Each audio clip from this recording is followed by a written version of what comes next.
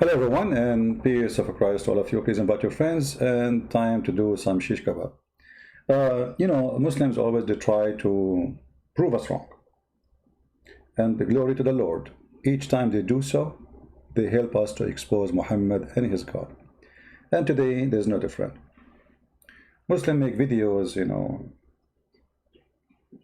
they do their best, and I don't blame them. This is their best, and the reason their best is funny and stupid because they are following a stupid God. And today is no different example. A Mohammedan, he posed for us in the previous video I made yesterday the following comment. Check on this. This is the name of the person. For sure his name is not a check. I think his name is Jibril. Before after tax. Check on this. Okay. Let us expand what he is posting. I'm not sure if the text is clear for you. Is it clear? I hope so. Make argument with this. The Abrahamic religion are three. It's really stupid to say Abrahamic religion are three. If Abrahamic is a religion by itself, how it is a three? Either you are Abrahamic or you are not. You cannot be other thing. That is the first stupid comment. Christianity, and this is very stupid of you. You just said that Christianity is Abrahamic, but you Muslims, you say, where you get the word Christian from? We show you from the Bible, you say we don't agree with the Bible. The Quran calls us Nasara. So you stupid God, he called us wrong name. As you see, we are not Nasara, we are Christians. So you got your God busted again.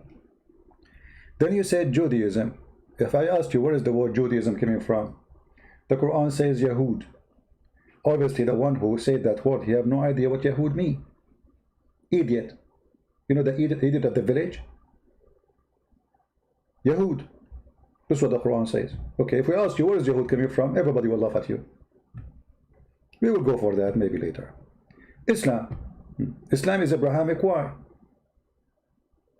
And then he posed for me a video, and we will go for Islam is Abrahamic. Look what it says here. Judaism and Islam don't believe God born or begotten unlike you. Well, thank you very much for saying such a thing, because you just proved that your prophet Muhammad, which is Allah, is a fraud. Isn't it your God in the Quran says that the Jews believe that there's a guy, his name is Uzair, and he is the son of Allah? So you are saying the Jews don't believe in this, but your liar prophet, he said they do.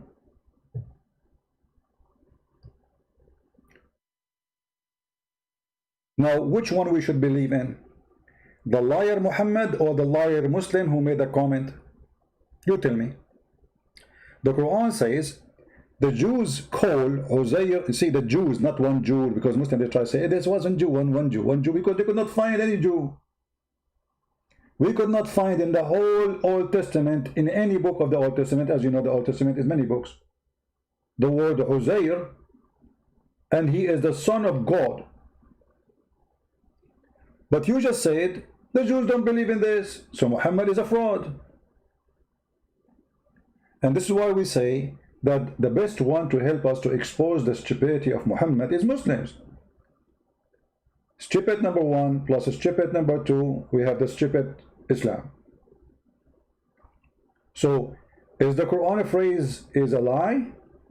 According to you, it's a lie. Let us go back to your comment. I'm sure we would love to delete it now, but I took a snapshot, by the way. a screenshot. So if you delete it, too late. I will put the screenshot. Don't even try. Judaism and Islam don't believe God is born or begotten, unlike you.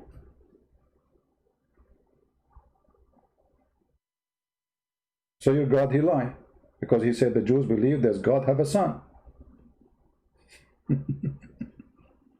We continue. Judaism and Islam don't draw image idols from God or prophets unlike you. You know, in China they say he left as a donkey, he never came back as a mule, as a horse. That is your case. Each time I debate a Muslim, I discover one thing. They have no idea. You know, they have no idea is connected to Muhammad when his wife Aisha, she was cheating on him, and he have no idea. Muhammad was receiving Quran from Shaitan, and he have no idea. Muhammad was reciting satanic verses, and he have no idea. Muhammad, he was not having sex with his wives, but yet he think he have sex with his wife, and he have no idea. I mean, this guy, he have no idea. So why you expect the Muslim to be better? Here we go. Judaism and Islam do not draw idol images. First of all, you are a black stone kisser. You have a real idol. Secondly, you idiot. Isn't it this is your Quran? Where Allah, he order Sulaiman to make statues. Is that your book? Image, and look at the false translation, by the way. The word statue disappear. If we change, but here they have images. If we change the translator, this is Yusuf Ali. Change the translator. Brother, in our religion, we Muslims wouldn't have images. Brother? Eh? What is this? Change the translation. The second guy, the word tamathil, you see the word tamathil in Arabic? It's gone in the translation. What tamathil? Tamathil in Arabic means statues. Let us change the translator until we find one of them is decent. Maybe one of them have a decency, not to corrupt his book and say as it is. Here we go. Finally, we find somebody have little decency. If we call Zakir Naik now and we say to him, hey Zakir Naik, is it true that the Christians, you know, have icons and the Christian, they are not for images. The Bible says don't make images, and what the Christian they do, they make icons, and that the proof that they are false. Hey, hold on, Zakir Naik. Isn't your Quran in chapter 34 verse number 13, it says that Allah, he gave a permission to David, and he ordered the genie and even the shaitan to make for him a temple full of statues and images? ChristianPrince, first of all, this is true, and I'm going to give it a hey, okay, I'm showing you the verse in the front of you. The translating you are reading is false. The two translators said that they would worship a statue and Brodemir and like you know, and you know, like Taco Bell. What? It's like a Taco Bell thing, you know, like food, you know, in the temple. What Taco Bell? Zakir Naik, read. It says statues, images. What Taco Bell? ChristianPrince, first of all, show me your face. Show me your face, I will answer you. Okay, Zakir Naik, what my face have to do with now? In the middle of in the ocean, you want me to show you my face now? You know, save yourself. You are going to be drowning soon. Don't you see that you have a big hole in the narratives? So the idiot, he says to us that in Islam we don't have such a thing. So what is this? Images and statues, and you Muslims don't have idols?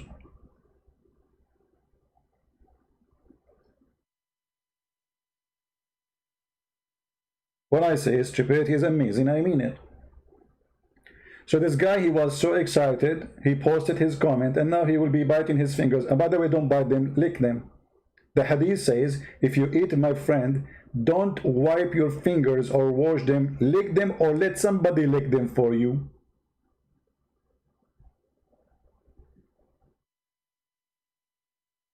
You see the hypocrisy and the stupidity? They accuse us of what they have. Secondly, about making images, you know, even those churches who make images, you know, they have an interpretation for verses in the Bible where it says it clearly. And this is where Muhammad actually, he got the story from. I mean, the idiot Muhammad, he got the story, I think, from the kings. Hold on. Give me a second. I think, yeah, First Kings, chapter 6. This is where your idiot Muhammad, he got the story from. But for him, the one who made them, Allah, he gave control of Sulaiman. He gave him a ring to control the genie. And Sulaiman, he ordered the genie to build statues and images. Okay, brother? Let us see. Hold on. Let me open. There we go.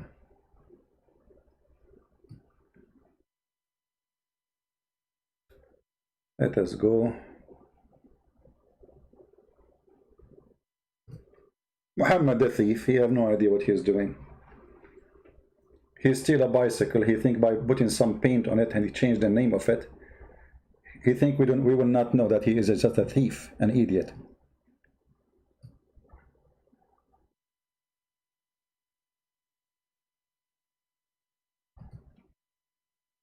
First Kings 6. And it came to pass in the 480th year, after the children of Israel were come out of the land of Egypt, in the 4th year of Solomon's reign over Israel, in the month Ziph, which is the 2nd month, that he began to build the house of the Lord. And the house which King Solomon built for the Lord, the length thereof was 60 cubits, and the breadth thereof 20 cubits, and the height thereof 30 cubits. And the porch before the temple of the house 20 cubits was the length thereof, according to the breadth of the house, and 10 cubits was the breadth thereof before the house. And for the house he made windows of narrow lights. And against the wall of the house he built chambers round about, against the walls of the house round about, both of the temple and of the oracle, and he made chambers round about. The nethermost chamber was 5 cubits broad, and the middle was 6 cubits broad, and the third was 7 cubits broad. For without, in the wall of the house, he made narrowed rests round about, that the beams should not be fastened in the walls of the house. And the house, when it was in building, was built of stone made ready before it was brought thither, so that there was neither hammer nor axe nor any tool of iron heard in the house, while it was in building. The door for the middle chamber was in the right side of the house, and they went up with winding stairs into the middle chamber, and out of the middle into the third. So he built the house, and finished it, and covered the house with beams and boards of cedar. And then he built chambers against all the house, 5 cubits high, and they rested on the house with timber of cedar. And the word of the Lord came to Solomon, saying, Concerning this house, which thou art in building, if thou wilt walk in my statutes, and execute my judgments, and keep all my commandments to walk in them, then will I perform my word with thee, which I spake unto David thy father, and I will dwell among the children of Israel, and will not forsake my people Israel. So Solomon built the house, and finished it. And he built the walls of the house within with boards of cedar, both the floor of the house and the walls of the ceiling. And he covered them on the inside with wood, and covered the floor of the house with planks of fir. And he built 20 cubits on the sides of the house, both the floor and the walls with boards of cedar, even built them for it within, even for the oracle, even for the most holy place. And the house, that is, the temple before it, was 40 cubits long. And the cedar of the house within was carved with knobs and open flowers. All was cedar. There was no stone seen. And the oracle he prepared in the house within, to set there the ark of the covenant of the Lord. And the oracle in the forepart was 20 cubits in length, and 20 cubits in breadth, and 20 cubits in the height thereof. And he overlaid it with pure gold, and so covered the altar which was of cedar. So Solomon overlaid the house within with pure gold, and he made a partition by the chains of gold before the oracle, and he overlaid it with gold. And the whole house he overlaid with gold until he had finished all the house. Also the whole altar that was by the oracle he overlaid with gold. And within the oracle he made 2 cherubims of olive tree, each 10 cubits high. And 5 cubits was the one wing of the cherub, and 5 cubits the other wing of the cherub, from the uttermost part of the one wing unto the uttermost part of the other. All right. So, guys, did we see? Did you see? The Muslims, because they are a bunch of ignorant about their religion and about what we believe too, about our book and their book, they come to us with an argument which is destroying Muhammad. Because the Muslims always they claim that anyone have an image, any kind of image is an idol worshipper. But this is Quran. And Sulaiman is obeying the order of God. So in one hand they say that the one who have images, he should not do that. He's committing a great sin against God. In the other hand, we see the Quran saying that God, he ordered Solomon to build the temple in such a way. And he made for him all the genies subdued to him, and they built for him. This is how we see always the ignorance speak for itself. And that's why they don't dare to debate us, because whatever they say, we will spank them. As simple as that. They don't dare.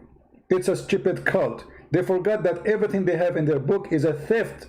And because of that, it's very easy to destroy your theft.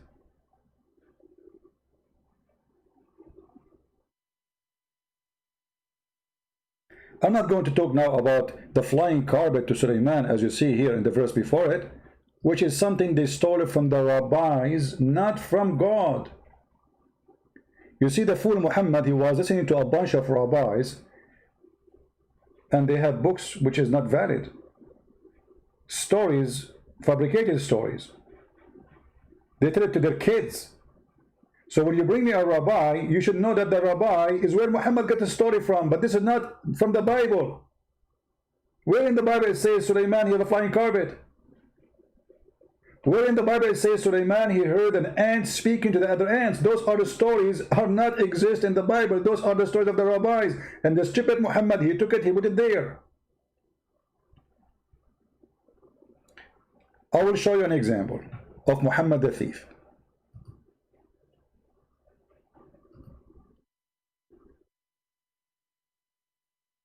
And how the rabbi, they have an impact on him. Muhammad, after start copying from the rabbis, the news, spread all over that Muhammad is just copy whatever we say. So Muhammad, he want to fix it. Muhammad decided to fix it. What he did, look at this. Muhammad was attending a funeral. The messenger of Allah used to stand. Did you see the word used? Guys, focus with me. Do you see the word used? When we say used, what does that mean? It means he do it always this way, right? Used. Do you see the word used?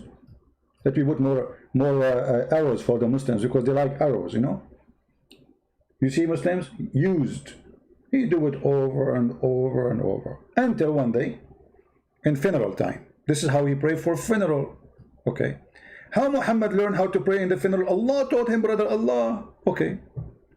Where Muhammad, he taught the Muslim the way to pray? From Allah, brother. From Allah. Allah is the one who taught him. All right. Wonderful. No problem. And then a Jewish guy, he walked by. A learned Jews. Do you know what learned Jews mean? A rabbi. Once passed by and he said, this is how we do it. What? This is how we do it. What Muhammad said? Listen carefully. Muhammad immediately, he said to the Muslim, sit down, act differently. Like, what the heck? I mean, this guy praying all the time, standing. Just because a rabbi, he walked by and he says, this is how we do it. Muhammad, he said, sit down, act differently, because we need to avoid getting busted. I mean, how fast did he wait for Allah to say to him, okay, Muhammad, change it, No, right away, sit down, in a second. So, was the prayer coming from Allah, or the prayer, the way he prayed, it was just a fabrication? He's trying to copy the Jews. What if a Jew, he was walking by and Muhammad was doing poo-poo? And the Jew guy, he said, this is how we do it. What Muhammad will do? He will flip his bum up, and the poo-poo will come like a fountain on top of him. Just because he said, this is how we do it, he changed everything. Even the prayers, the Muslims agree that the one who told Muhammad to pray 5 times, it was by the help of Moses. Allah, he ordered Muhammad 50 times. Moshe, he met Muhammad when he was coming from heaven, and Moshe, he said to him, Habibi Muhammad, tell me what happened, Habibi. Muhammad, he said to him, I would sit with Allah, and he told me to pray 50 times. Moshe, the Jew, is smart. He said to him, Habibi Muhammad, are you stupid, Muhammad? 50 times, Muhammad. You won't have even time to go to the bathroom, Muhammad. Muhammad, go back to Allah, Muhammad, and ask him for discount. The Jewish people are very good in business. Discount right away. I mean, we're talking about God. If you don't believe me, I can show you that the hadith. It's a very authentic. And then Muhammad, he kept going backward, forward, and each time he talked to Moses, and Moses, go back, you idiot. You cannot do 40, you cannot do 35, you cannot do 30, you cannot do 25, you cannot do 20, you cannot do 16, you cannot do 15, you cannot do, until Allah agree at the end, okay, finally, five prayer. So even that was by the Jews.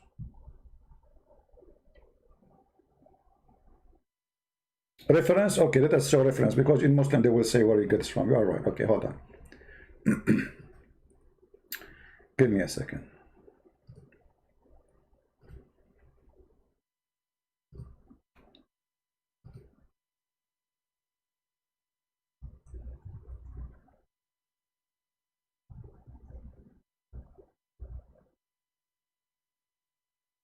Here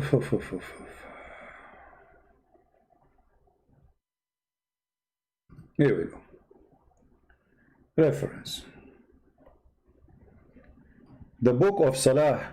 Salah, my brother, the word Salah does not mean pray. Salah means blessing. You see the book of Salah. Chapter enjoying a Salah and difference reported. Okay, now here we go. And this is Sahih, just for reference. This is Sahih. They cannot say this will be. The Messenger of Allah said, Allah the Mighty Sublime enjoyed 50 prayer upon my ummah. How many? 50. And I came back with it until I passed by Moses, peace be upon him, who said, what has your Lord enjoyed upon your ummah? Even Moses, he speaks Arabic, by the way. He say ummah. I mean, come on. Moses, he is an Arab. Hello? Okay. I said, he has enjoyed 50 prayer on them.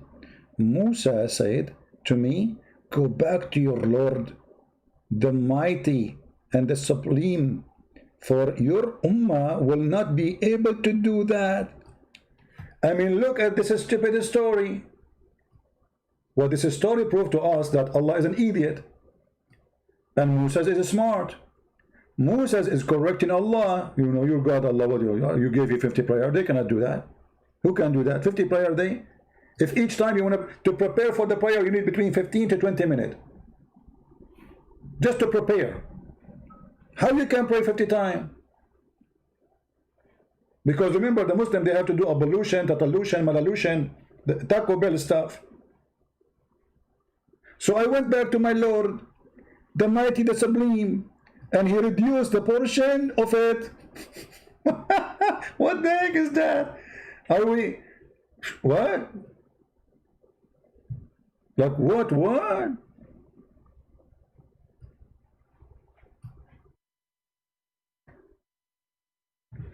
Then, brother, I came back to Moses. Look, he's going back to Moses because he need to get permission from the Jews. You see, you need to understand that Muhammad here trying to get the approval of the Jews, the rabbi. You see the story here, there's behind the story. It might look funny for you, stupid for you, we agree. But Muhammad have a target. He mentioned this story to tell them that I am approved by Moshe. Yes, brother. And I saw Moshe. And the Jews now, they will say, oh, Moshe, okay. Huh? So we have to agree with you. So Moshe said to him again, go back to your God, you idiot. Your ummah, they are not able to do that. So to make the story short, Muhammad, he go backward, forward, backward, forward, backward, forward, from 50 to 5.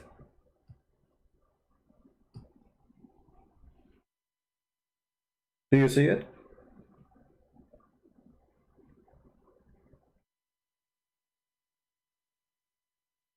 Pick up your Skype. Are you a Muslim, Mr. One? The one who's saying his name is One. Are you a Muslim? If you are a Muslim, I will. I am not in my Skype yet.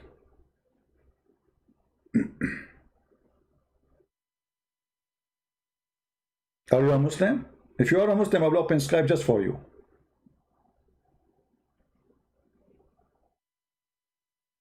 Are you a Muslim?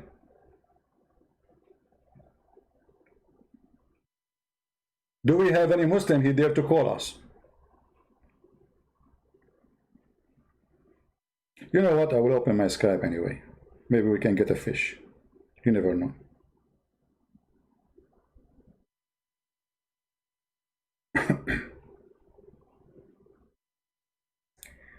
Please, brothers and sisters, if you are praying like the Jews, please sit down, act differently.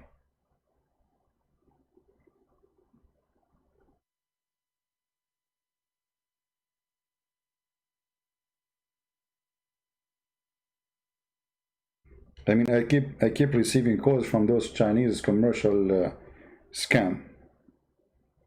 That's it. I blocked them. They kept coming. Okay. All right. My Skype. I'm logging in. If there's any Abdul, he wanna act differently and call me, feel free.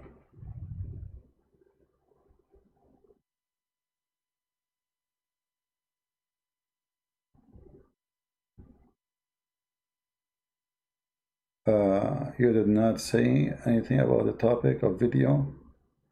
In general, you fake Christian copy everything from the Old Testament. You see, very stupid of you, George, to say we copy everything from the Old Testament because we consider the Old Testament as it is our book. So you're a donkey.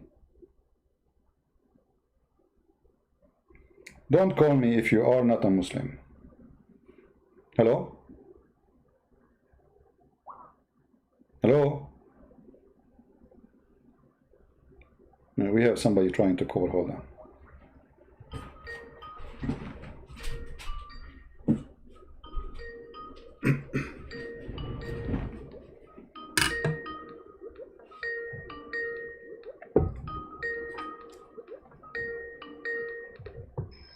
Hello? Hello? Hello? Hello? Speak normally or I will hang up on you. Speak like an adult. I want to ask, why are you not debating soccer night? Okay. It is a block.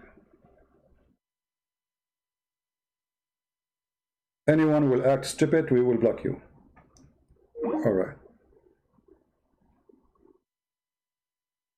Only Muslims can call me. Anyone else will call me, I will block you. Is that clear? Any Muslim? So look at this guy. He is saying we copy from the Old Testament, but he forgot we accept the Old Testament as it is. So how we can copy, you idiot? How we can copy? Copy what? We have the book as it is. Not a single letter is missing. Dummy.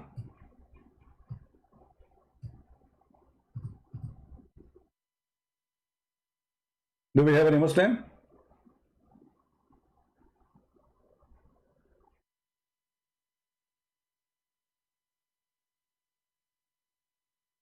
Only Muslim can call. Why I need to repeat myself?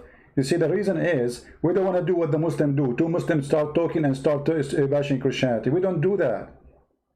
We want to give the Muslims the chance to answer. So when you call me, you are wasting a chance for somebody else. He's a Muslim. And then when the Muslim, they see that a Muslim cannot answer, then they will leave Islam. But if you call me, say Muhammad is bad, so what I would do with you? What exactly the purpose of this call?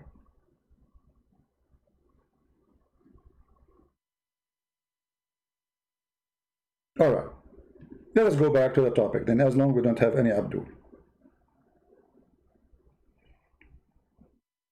Somebody is calling. I think the same guy maybe. Hello? Hello?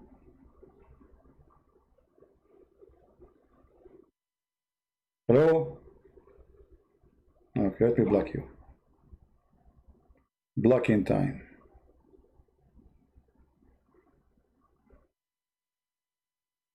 Next.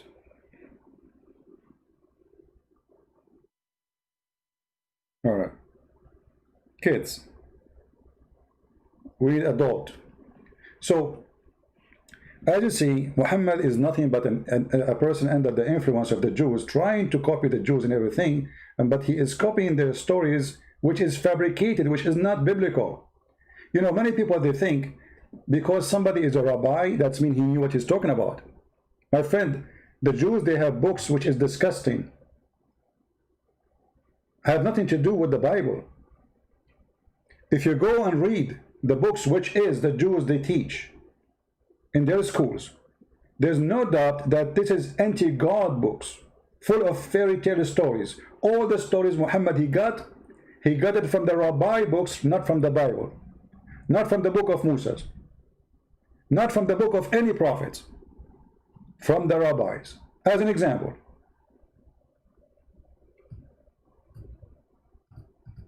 all of us, we heard Muslims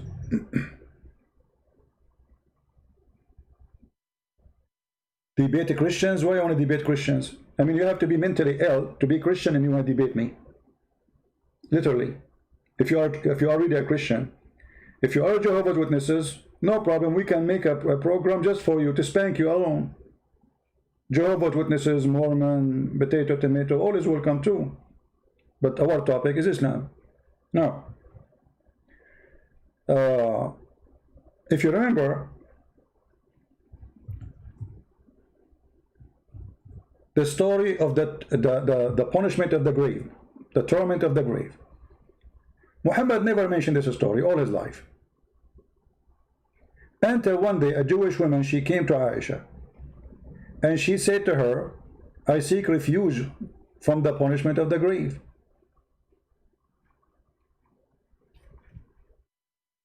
Another kid, I think, calling. Yeah, I think this is the same kid. Let us give him a chance. Hello?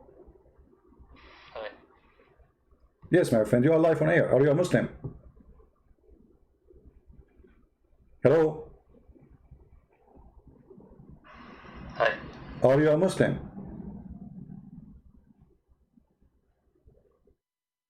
Okay, Mr. Hi. Mr. Hi. Block. Next. Hi. What is missing to say hi, Hitler? Hi. Alright.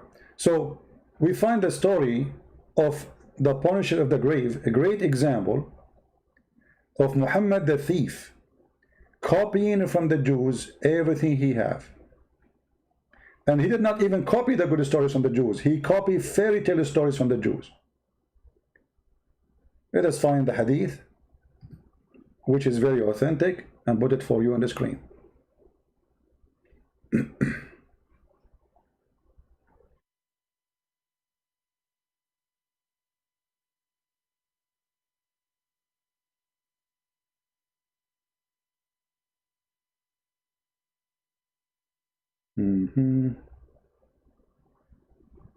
Here we go.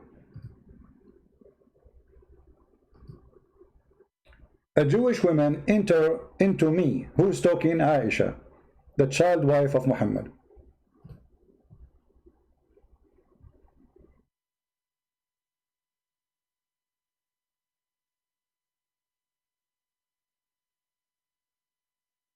Somebody, he's a Muslim, he is saying this to me. Let us put his answer. Why you don't call me Mr. Mahdi? Sound like you are a smart man. Why you don't call me? The reason Muhammad started seeking refuge from the prayer, from that prayer, was because Jibreel told Muhammad that even Muslims and his wives would be put in trial. Well, let us see if this is true. The story in front of me, my friend. The story in front of me. A Jewish woman entered into me and said, the torment of the grave is because of urine. But where? Because of what? Because of urine?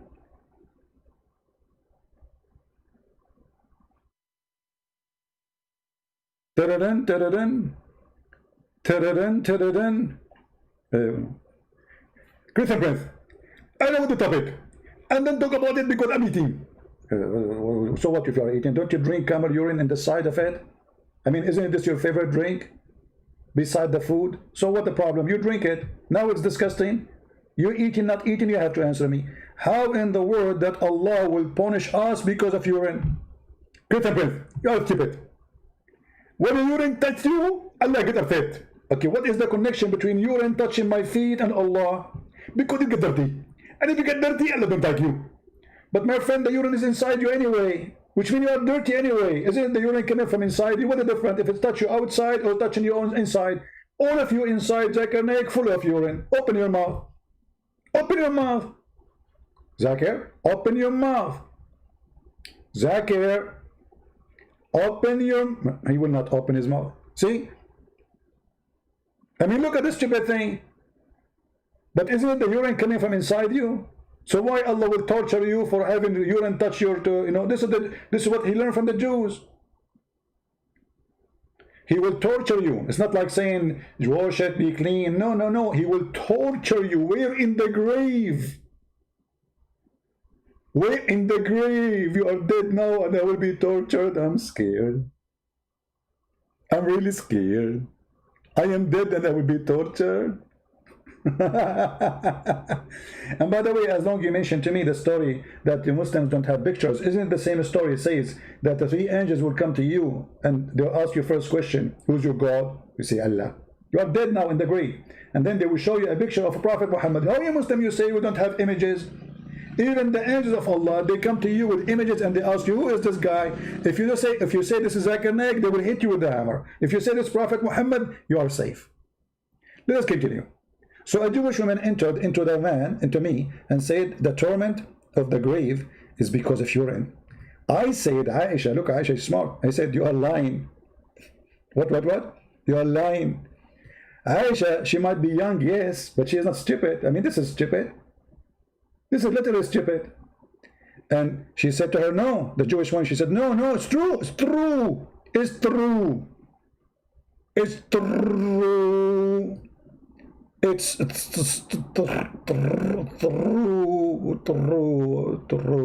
Oh.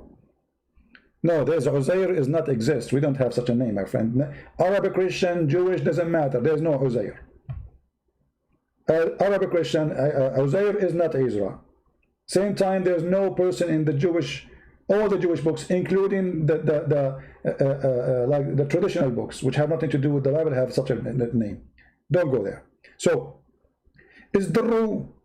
We cut our skin and clothes because of it. The Messenger of Allah, he went out to pray, and our voice became loud. They are fighting. He said, what is this? So I told him what she said, which means the Jewish woman, she said, look what Muhammad he said. Right away, because she's a Jewish, Muhammad have to agree. He said, she spoke the truth, and look with me carefully. What Muhammad said? She spoke the truth. And Aisha, she continues saying, after that day, he never offered any prayer, but he said in the following prayer, Rabba Jibreel wa Mikael wa Israfil. Adding mean here, you know, so he start, and by the way, he's adding names which is not in his book. He is copying from the Jews, and later he added them to his book. Mikael wa Jibreel wa Israfil. Okay, what about them? Grant me refuge from the fire and from the torment of the grave. Muhammad never, before that day, he mentioned the torment of the grave. How we knew that? Aisha, she never heard it before. Who's Aisha? Aisha, she's a person who lived with Muhammad 24 hours a day. Muhammad never mentioned, I seek refuge from the torment of the grave. And this is why she was fighting with the Jewish women, because she never heard this before. And she told her, not only this is not true, she said, you are lying. Aisha never heard. The second Muhammad, he heard the Jews saying that, he occupied it, he took it, he put it for him. I think we have a Muslim trying to call. Let us see.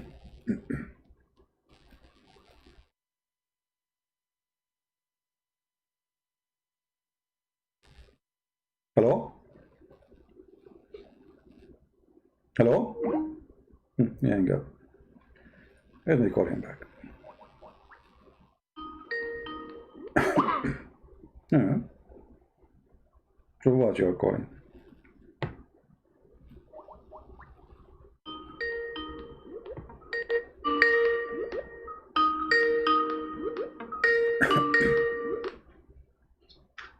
Hello? Hello?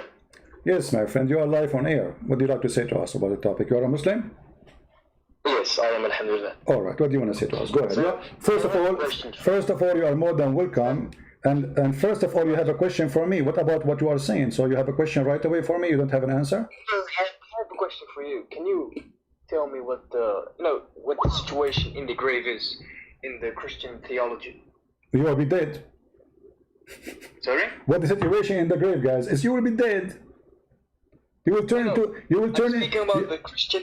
Yes, in the Christian belief, we will be dead, and we will return to be a sand, the same as we created from dust to dust. So this is what you will be. You will be dead. Yeah, sure. Can you explain to me why the Old Testament prophets are in Abraham's bosom, which is actually in Sheol? Can you explain that? Well, you are jumping from topic to topic now. What do you want? No. That's actually very relevant, because if we look at the Bible, there's no mention regarding what's happening in the grave. So, can you enlighten us? No. You see. That's possible. Okay, you just said there's no mention what will happen in the grave because simply nothing will happen in the grave because you are dead. Secondly, why you are trying to avoid the question? Did your prophet he learn that?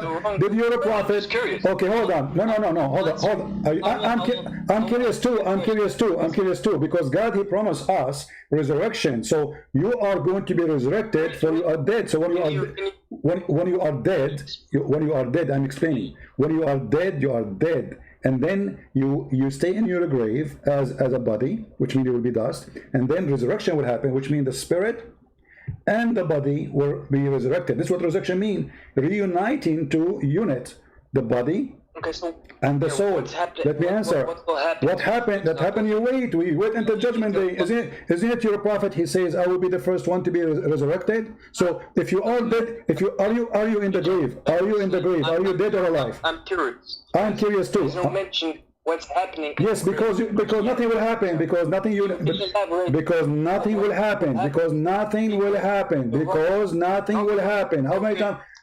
Explain to me why the Old Testament prophets are in Abraham's bosom, which is in Sheol, and Sheol is the Hades. Can you tell me about that? I don't understand what you are saying. Can you quote for me the verse you are talking about so we can see what we are talking about? What the verse you are talking about and what it's saying? I'm speaking about Abraham's bosom. Doesn't matter. Can you tell me what you are quoting? If you want to say it, if you come to me, I show you a hadith, I show you a verse, I show you Quran, I show you from your books. If you want to have something for me, show it to me. There's anywhere in the Bible speaking about the punishment of the grave. If you can show me that, you are my hero. Go ahead.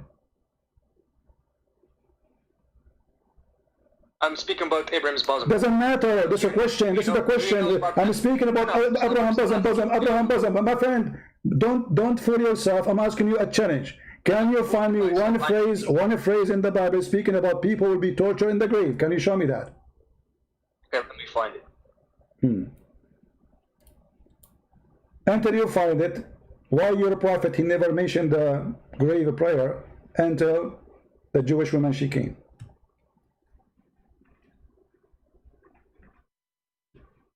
Hello?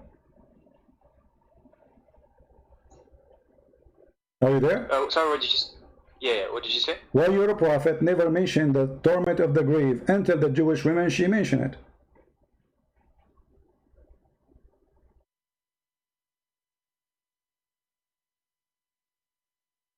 You're speaking about the hadith, right, which is on your screen, right? Yeah, it's Sahih hadith, isn't it? You see. Can you zoom out? Yeah, here we go. I will show you the whole hadith, no problem. Aisha, she said, a Jewish woman entered upon me and said, the torment of the grave is because of urine. She said, Aisha, you're lying. What do you say?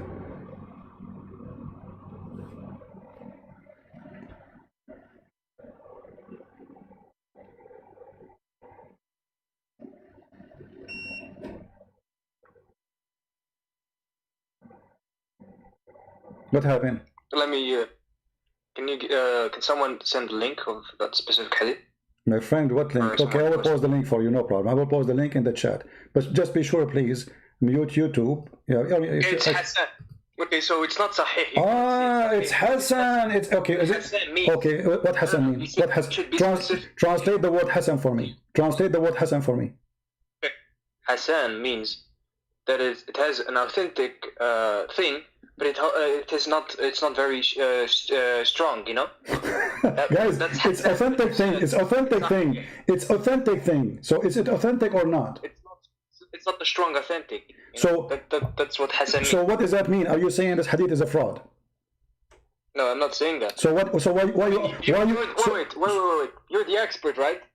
So tell us, what does mawdu' mean? What does da'if mean? I don't care. All this garbage is. So you don't care. No, I don't care. No, I don't care. I don't care. You know, you put it down. Yes, you put it down when you want. You put it up when you want. It is you who wrote it. It's you who translated it. It's you who published it. And it says Hassan, and you are the one who said, don't change the topic.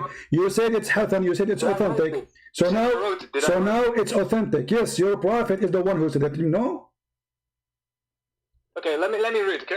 Jewish woman entered into me and said, the torment of the grave is because of urine. I said, you're lying. She said, no, it's true. We cut our skin and clothes because of it. The Messenger of Allah, sallallahu alayhi wasallam, went out to pray and our voices became loud. He said, what is this? So I told him what she had said. He said, she spoke the truth. After that day, he never offered any prayer, but he said, following the prayer, Rabbi Jibril Mikail wa Israfil, aiding min harri nar wa adhabil qabr. Lord of Jibril, Mikhail, and Israfil, grant me the refuge from the heat of the fire and the torment of the grave. Okay, so what's your problem? What's the issue with the hadith? How come you did not answer? I mean, how many times to repeat the question? Why Muhammad never mentioned this until a Jewish woman, she came to Aisha? Let me see. Okay, so you know that some things are taken, from the people of the book, right? Like you take things from the Old Testament, right? Okay, show me where that we can find the Old Testament. We go back to zero now. You see, Muhammad is a liar, because if this is from the Old Testament, show it to me. Something make a liar. Okay, well, show it to me then. You see, a Jewish woman, she said that just because she said that Muhammad did not even know how to read the Old Testament. So where it says that in the Old Testament that there's an angel will come to you, my friend, where in the Old Testament it says there's three angels will come to you and they will beat you with the hammer and they will ask you three questions. Who is your God? You say Allah. What is your religion? You say Islam. And then they will show you a picture of Muhammad and they will say, if you don't know him, they will hit you with the hammer. Each time you give a wrong answer, they will hit you with the hammer. Where Muhammad he got the story from? That is the Old Testament.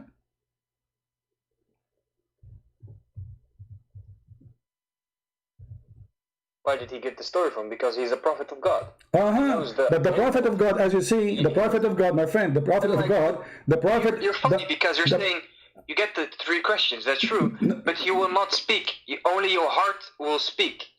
My friend, my friend, I'm asking you, the question is very simple. Muhammad never mentioned this until this Jewish woman, she came. He never prayed in such a prayer. He never prayed. You know what prayer mean? Muhammad, every day he prayed, and Aisha, she is witnessing. Aisha, she said, after that day... Listen, make these claims, so the burden of proof is on you. So provide them, and I will give you an answer. It's in front of you. In front of you, it says, after the Jewish women, he starts saying that. Guys... Already... give you my answer. I said some things were taken. Of course, yeah, no problem, because of the Jews back then. So my question back to you is, you said he's a liar and this and that. So the burden of proof is upon you. Provide them and we'll give him. You are saying to me, find something does not exist in my book. Do you see how silly you are? It's like saying to me, did you see the did you see the dinosaur? Did you see the dinosaur? I say I never saw a dinosaur. Says you have to prove that you never saw a dinosaur. Listen. Why Muhammad never pray? Why about the Lazarus bit? You have to answer. You have to answer. Why Muhammad he never mentioned this prayer, as long as it's so important? Because after that day, every single prayer Muhammad he mentioned the punishment of the grave. So how come it was not important, never mentioned, never prayed before until the Jewish woman she came? I don't get your question. What's your? Can you be more specific? As long he is praying every time now, after the Jewish woman, she mentioned this story about punishment of the grave. Every time he pray, he say, I seek refuge from Allah, throat made from the grave. Okay, how come he never mentioned this prayer? He wasn't afraid of the grave before? He never heard about it before? If he heard about it, if he knew about it, how come he never made this prayer before? The prayer for the grave? What? Yeah. What kind of prayer? What are you speaking about, man? I don't get your question. Guys, he did not get my question. Muhammad, he started praying. The hadith says, after that, read with me carefully, after that, he never offered any prayer, but he said the following prayer. Okay, after that, so all those years Muhammad is a prophet. How come not a single time he offers such a prayer, seeking refuge from the punishment of the grave, but now every prayer he mentioned it? What happened?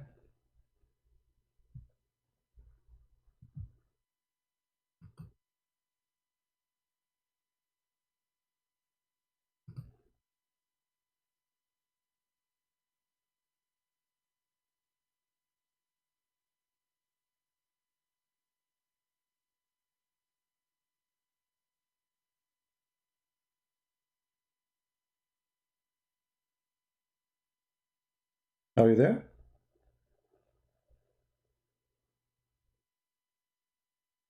Do you need to call a friend?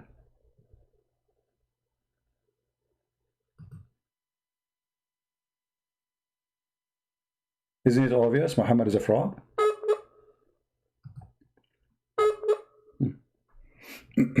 Bad connection, maybe.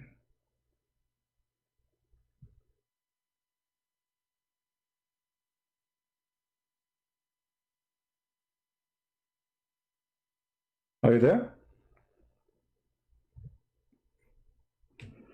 It says reconnecting.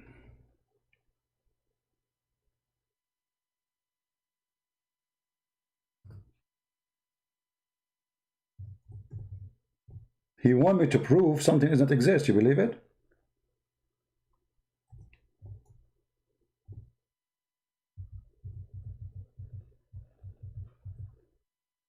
Are you there? Let me hang up on him and call him again. Oh, he hung up himself.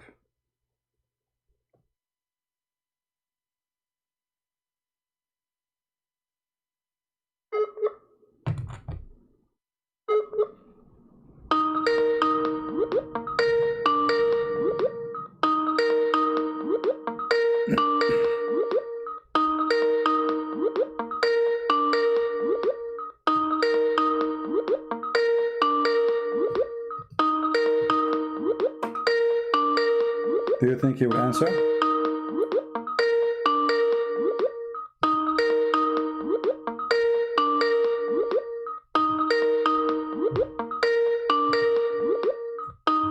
I don't think he will answer. What do you think?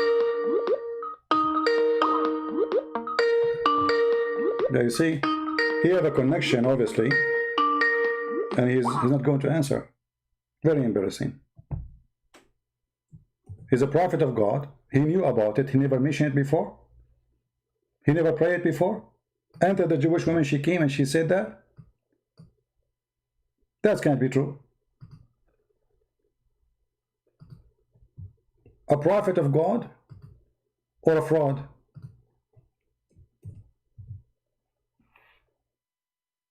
Let me call him one more time.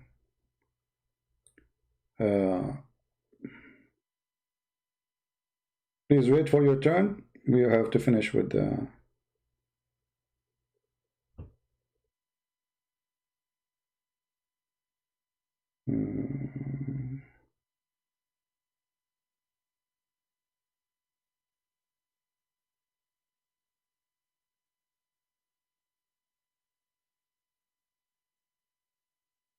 Okay. What happened? Let us call him again.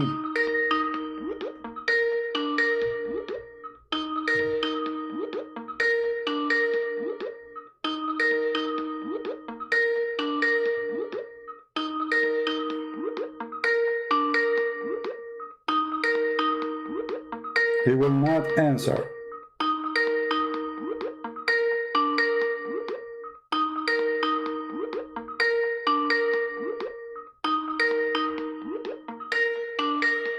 Very embarrassing. He's online. That's why it's ringing.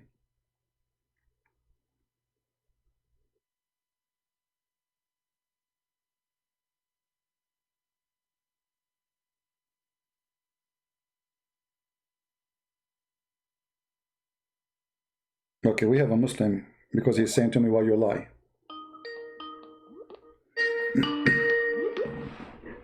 Hello? Yes, Mr. Muslim, how are you? You are a Muslim, right?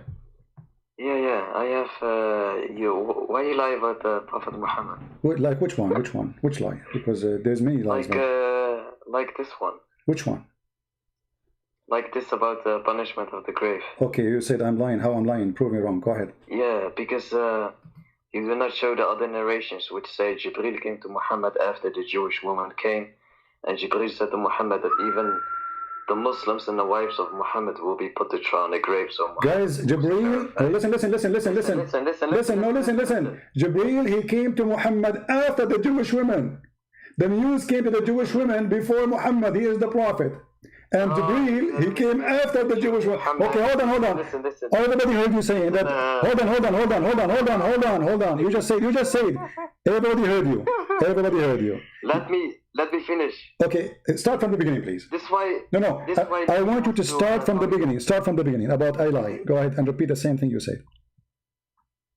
This is why no Muslim scholar wants to debate you. You interrupt. So what? Interrupt? You can interrupt me too. It's a crossfire debate, my friend. I'm not hanging up on you. Yeah. So what? Okay, wait. Yeah. So what? So the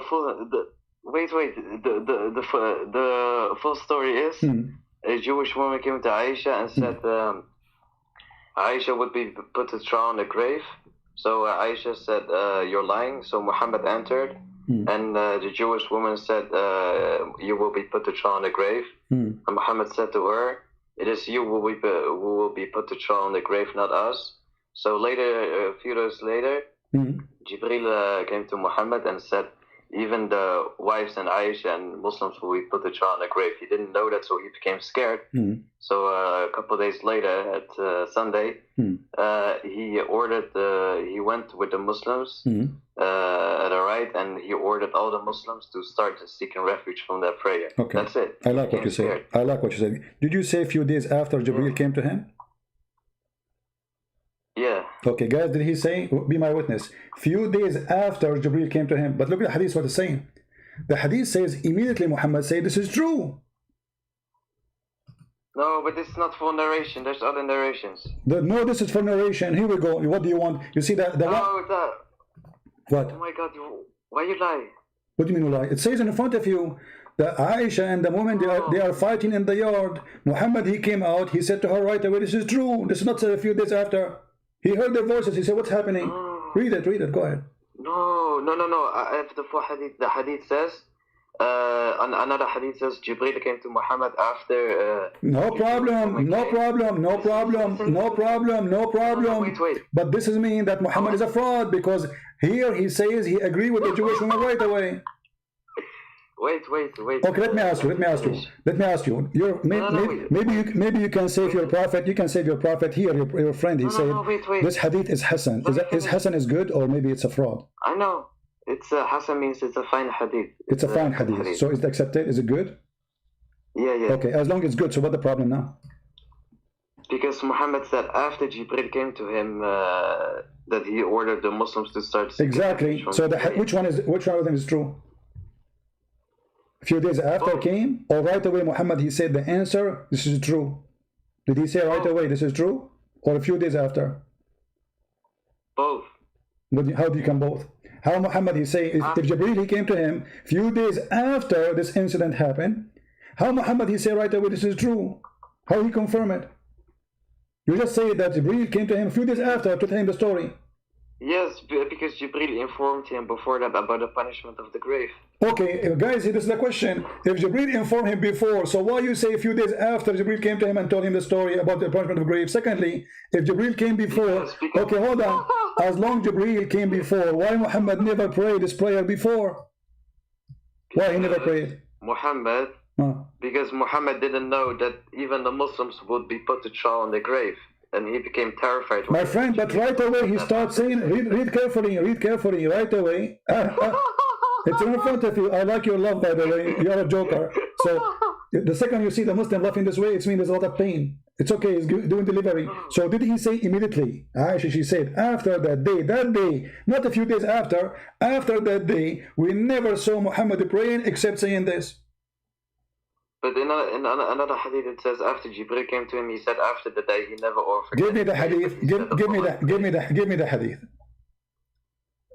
Wait, I can't wait. Let me try to find. Copy the hadith in Arabic. Post a few words from it, not all of it, maybe because YouTube will not allow you. Post some of the few words in Arabic. Do you speak Arabic? Yes. Okay, wonderful. I'ma go search hadith. I'ma call you back. Why? Okay, okay. You can search it and keep talking to me. I don't want to lose you. Wait. You are priceless. You are a scholar, right? You are priceless. You are priceless. No, I'm not. Wait. I'm not a scholar. You are a scholar, right? I'm not a scholar. How I can be a scholar? I have to be illiterate, who do not know how to write, how to read.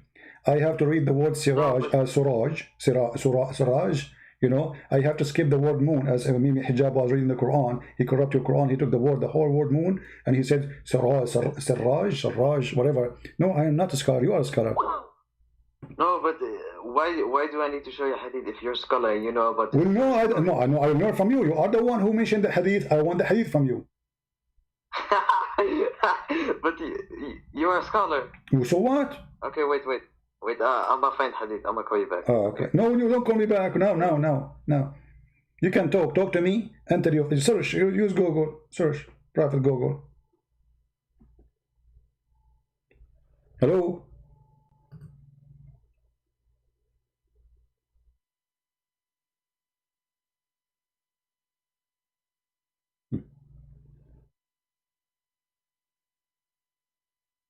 Let us call the other one until this guy get ready.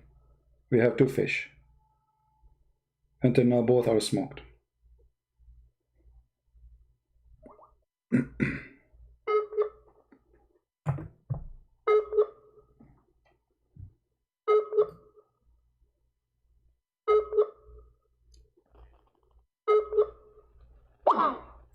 He's hanging up.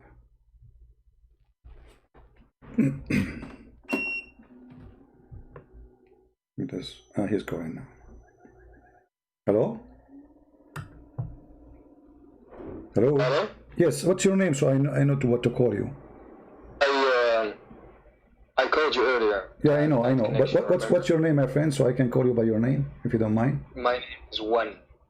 Your name is One? What does that mean? Your name is One, so your dad, he call you One? No. My name is One. Okay, but your name, One, or is that too difficult for you? No, okay. What? No, I cannot. It's very hard for me because I don't speak Arabic. So. But I'm back. Okay. So what do you want to say to us? Go ahead.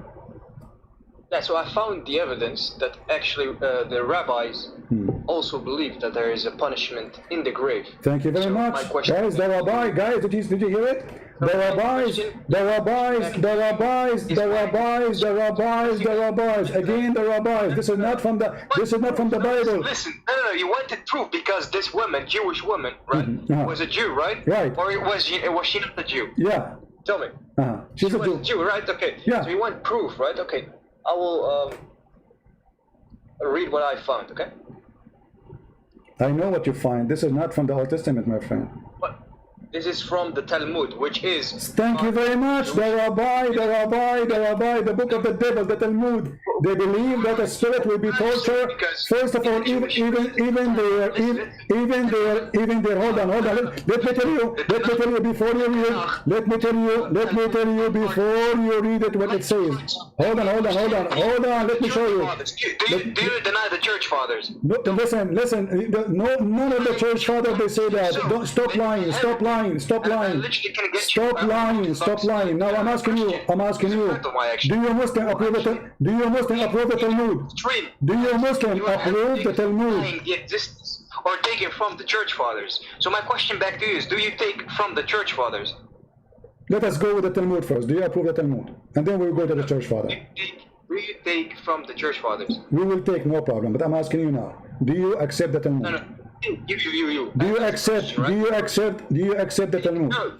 Do you accept the Talmud? Yes or no? So you admitted that your prophet is stealing from the Talmud, the book of the devil. I'm not saying that. I'm not saying that he was taking, learning from the Jewish woman. So why you are quoting for me? Why you are quoting for me? Why you are quoting for me? Actually, also the Prophet. Listen. You know. So you agree with me? So Christians are not doing. You are literally, denying or not taking from the Old Testament anymore. My question back to you is: do you take from the Church Fathers? Yes or no? Sure, we take. Go ahead. Show me. Show me. Okay, show me. No, show me, guys. You want to show me from the Church Father where it says that two angels will come to you in the grave and they will hit you with the hammer. Go ahead. He does not take from the Church Fathers. Go ahead. Show me. Go ahead. Hello. Okay. Yeah, no problem. I'm back. Okay. Okay. The punishment of Qura. Once a Bedouin came to Rabba Bar Hannah and offered to show him where Korah and his followers. What is it? What Rabbi? What are you reading? What are you reading? I'm reading part of the Talmud. Just stupid idiot. He said the Church Father. The Talmud is the Church Father, you donkey. The Talmud is the Church Father. Okay. Okay, I'm asking you. So you are saying now that agreeing that your prophet is taken from the Talmud, correct? According to the hadith you provided. Yes. Tell me, what can you take from the hadith? I'm asking you. Right? I'm taking from the hadith that Muhammad, he learned that from the Jews. This is my point. Muhammad is a thief. He learned that from the Jews. But this is not approved. Even in Judaism, not every Jew agree with the Talmud. The Talmud is a book of rabbis. It's the same as, right now I can make a book. Anyone who is a rabbi, he write in it. So I'm asking you now. I'm asking you. Is the Talmud is a book of God in Islam? Again, I'm rephrasing. You told me get proof from Judaism, and here's proof. But you are proving my point. You are proving my point. My point was that Muhammad, he stole that from the rabbis, from the Jews. He is a thief and he is a stupid because he stole something stupid from them. Crazy, man. Like, seriously, that's why, listen, guys, the audience of this guy, that's why scholars do not want to debate this guy, because he's very rude and a big liar and a deceptive one. Okay, hold on. Why I'm rude? Why I'm rude? And why I'm deceiving? Isn't it you who called me? Isn't it you who quote from me the Talmud? Isn't it you who quote the Talmud? Okay, I'm asking you. Do Muhammad approve the Talmud? Listen. Listen. You are a potato. You are going to hang up or whatever. Okay, then answer. Then answer. Yes. You believe 3 in 1. Then be a man. Don't change the topic. Don't change the topic, you coward. Which means you're part of the polytheists, yeah? Don't say that. Don't say that. Do you approve the Talmud? Do Muhammad approve the Talmud? Do Muhammad approve the Talmud? Every Jew. I'm asking you. Do Muhammad approve the Talmud? Do Muhammad approve the Talmud? Why you don't want to answer? Because no, he don't. So why he copy from the Talmud? Catholic. You're a heretic. So imagine. Let us see who's a heretic. Heretic is the one who don't follow the book of God. It is you who said, listen. From the Church Fathers. What Church Father? Those are Jews, you idiot. And this is not even the book of God. Even the Jews don't consider it as the book of God, you donkey. So you are quoting for me a book even Islam don't approve. Do you Muslim approve the Talmud? Say yes. Heretic polytheist. Be a man and say yes. Do you approve the Talmud? Because we can quote for you from the Talmud things things will make Allah look like stupid. Do you agree? Do you agree with the Talmud? Yes or no? Heretic polytheist. Do you approve the Talmud? So you're a prophet. He copied from the Talmud a book of the devil. It's everyone who is watching the stream to study on your own, because this guy is a very big liar. And, thank you. Thank you. Are you going to run away? Coward. The prophet was quoting the Talmud. Guys, isn't this what he said?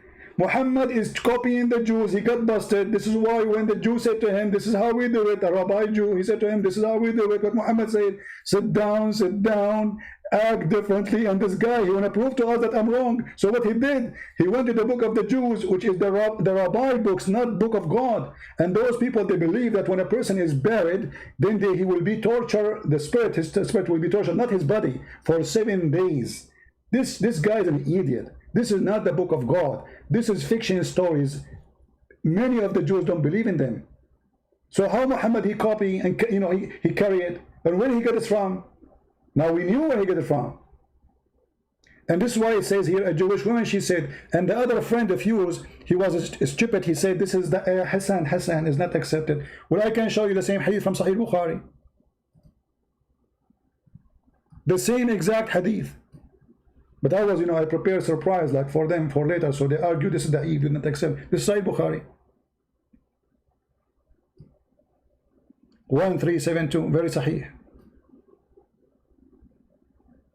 So what you did, you help us to prove that Muhammad is a fraud, because Muhammad, he never said that prayer before. The other guy, he said he want to find me the hadith. We're waiting for it. An angel came to him after a few days, what he said. So why Muhammad said right away this is true? After the Jewish woman, she said the story. And after that, he never prayed without seeing it. And the coward, he hung up because it's very embarrassment. Do you approve the Talmud? Do you Muslim approve the Talmud? Why the Quran did not mention it? The Quran says Allah, he gave Moses the Torah. What is the Talmud? Coward.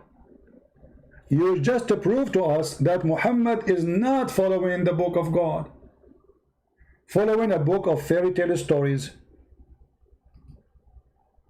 and fictions and evil. It's called Talmud. And why you hang up? Shame on you. Don't you want Allah to defend you? Somebody saying he have evidence from the Old Testament. Okay, Ahmed. Let us see Ahmed.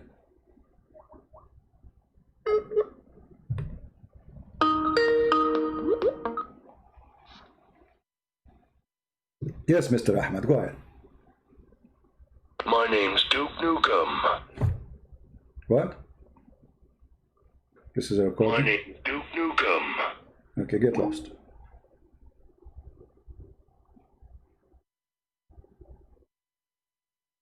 Who is a brave Muslim? He can explain to us how Muhammad is the biggest thief in history. He stole all the fairy tale stories of the Jews, he put it in the book, and he considered that holy from God. And the proof is my witness. Here we go. A Muslim, he called us and he said he found the story in the Torah. But that, by the way, not the same story in the Talmud. The Talmud doesn't say that. Muhammad, he added more spice. As an example here, in different hadith, Muhammad, he said, there's 2 angels will come to you, which I find very hilarious. Actually, I wish I can make a cartoon about it.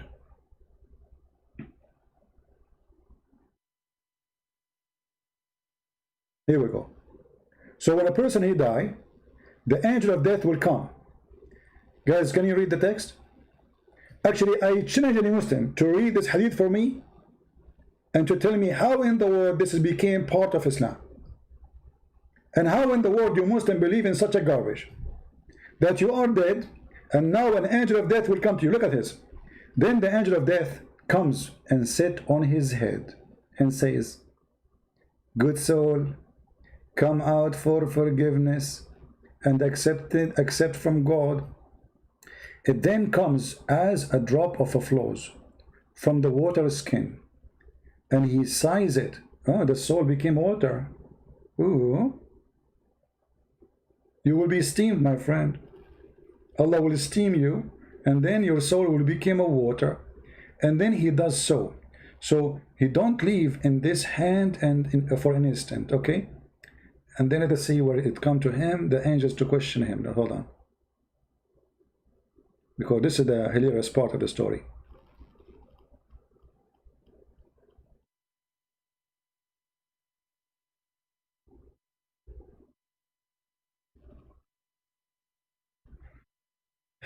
Let me be sure that this is the exact hadith I'm looking for. Here we go. Guys, read with me. If any one of you please know how to make cartoon, do me a favor and make a cartoon. I will post the hadith for you. Look at this. The angels will come to him. Two angels. You are dead. You are dead. Your soul will be restored to you in the grave, but you are dead. Two angels will come to him and make him sit. I will sit. They will sit, and they will say to him, "Who is your Lord?" He will reply, "Allah's." Allah's. Allah name became Allah's. What? The Muslims, what is that? Allah's.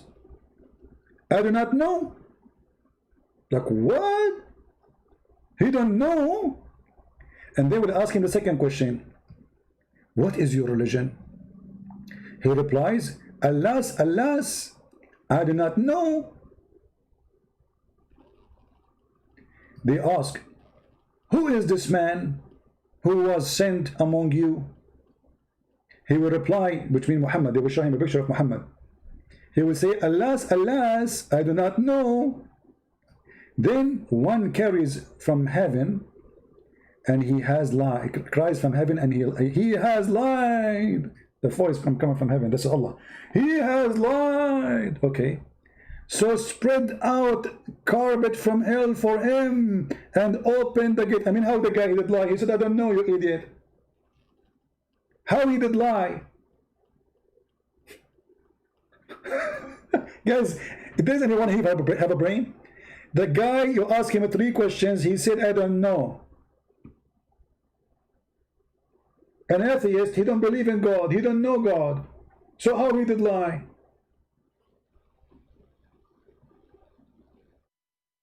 He never saw Muhammad, how he did lie? What is the name of your God? He don't know what the name of his God, because he don't worship God. How he done? Okay. And then open the gate for him into hell. And some of its heat and hot air come to him in the grave. In the grave. And made marrow for him, so that his ribs are pressed together. This is why Muhammad, he slept with Fatima bint Asad, the mother of Ali. And she was totally naked. And the excuse is not because she is so beautiful and he is a perverted man, but because he want to make the pressure of the grave less on her. So if Muhammad sleep with a woman, the grave will not press her. She became a believer now after death. And the man with an ugly face, ugly garment, and offensive odor come to him. Offensive odor. He ate garlic. Let us see. We have somebody is calling. Hello? Hello? Yes. Yeah, I sent you a hadith. Mute you too, my friend. Pause the hadith in the chat, not in Skype, if you don't mind. But I sent a reference of Sahih Muslim. Okay, Sahih Muslim. It says Sahih Muslim 584. Hold on, give me a second. Yeah. Sahih Muslim, because those numbers, by the way, they are not accurate to the Arabic. Sahih Muslim 584. Okay, let's see. So all the same hadith are the same hadith, like the numbers you are giving me. This is one hadith, right? Yeah. Okay, I will put it for you in the screen, and I want you to read it for us. Is that okay? Let me see. Yeah, let me wait for you. Give me a second. And now you cannot deny the hadith, right? Because this is your choice. You went to look for it and etc. Okay, here we go. This is the hadith you mentioned to me. Let us see. Sahih Muslim. Okay, for some reason. The punishment of the grave is also in Quran. Hold on. I'm just trying to put the hadith you quote for me. Let me put it for you on the screen. Give me a second. Okay, Sahih Muslim, here we go. This is the hadith of your choice, my friend. Let me put the number on the screen so you can see and you confirm that this is the one you choose. Is that the one you choose? Oh, of course not. No, it says in your Skype 584 Sahih Muslim. What you have is Sunan Abi Dawud. My friend, isn't it you in your Skype? You said to me Sahih Muslim, hadith number. Oh, yeah. Okay, Sorry. so this is Sahih Muslim. Read the hadith for us. No, you read it. No, you read. My English is funny. I'm bad in Arabic, bad in English, and bad in Sanskrit. You read it for us. Go ahead. Okay. Let me see. The Prophet entered my house when a Jewish was with me, and she was saying, "Do you know that you would be put to trial in the grave?" The Messenger of Allah trembled on hearing this and said, "It is the Jews only who will be put to trial in the grave." Aisha said, "We passed some nights, and then the Messenger of Allah said, 'Do you know that it has been revealed to me you would be put to trial in the grave?'" Aisha said, "I heard the Messenger of Allah seeking refuge from the torment of the prayer after this." So you went all this time to give me a hadith to prove my point? You just to prove to me. No, Yeah, you proved to me exactly. This is the same hadith I was reading, but different book. This is Sahih Muslim. I was reading from different book and from Sahih Bukhari. Now you are quoting me Sahih Muslim, but the same story. A Jewish woman, she entered and she said to him, "You are going to be tortured in the grave." The Messenger of Allah trembled. He trembled. Actually, the hadith you are giving me now is more terrifying. Yeah, laugh more. I want to laugh, guys. So Muhammad, he never heard this before. The hadith here proving that Muhammad never heard this before because he trembled of hearing this. Do you see it? Okay, what if I show you Quran before this hadith? Hold on. You are the one who quoted this hadith for me to prove me wrong or to prove me right. Are you sure you are not paid by Christian Prince? Because Muslims, they say those who leave Islam is paid by Christian Prince. Christian Prince, he give them 5 hamburgers. Did he give you any hamburgers?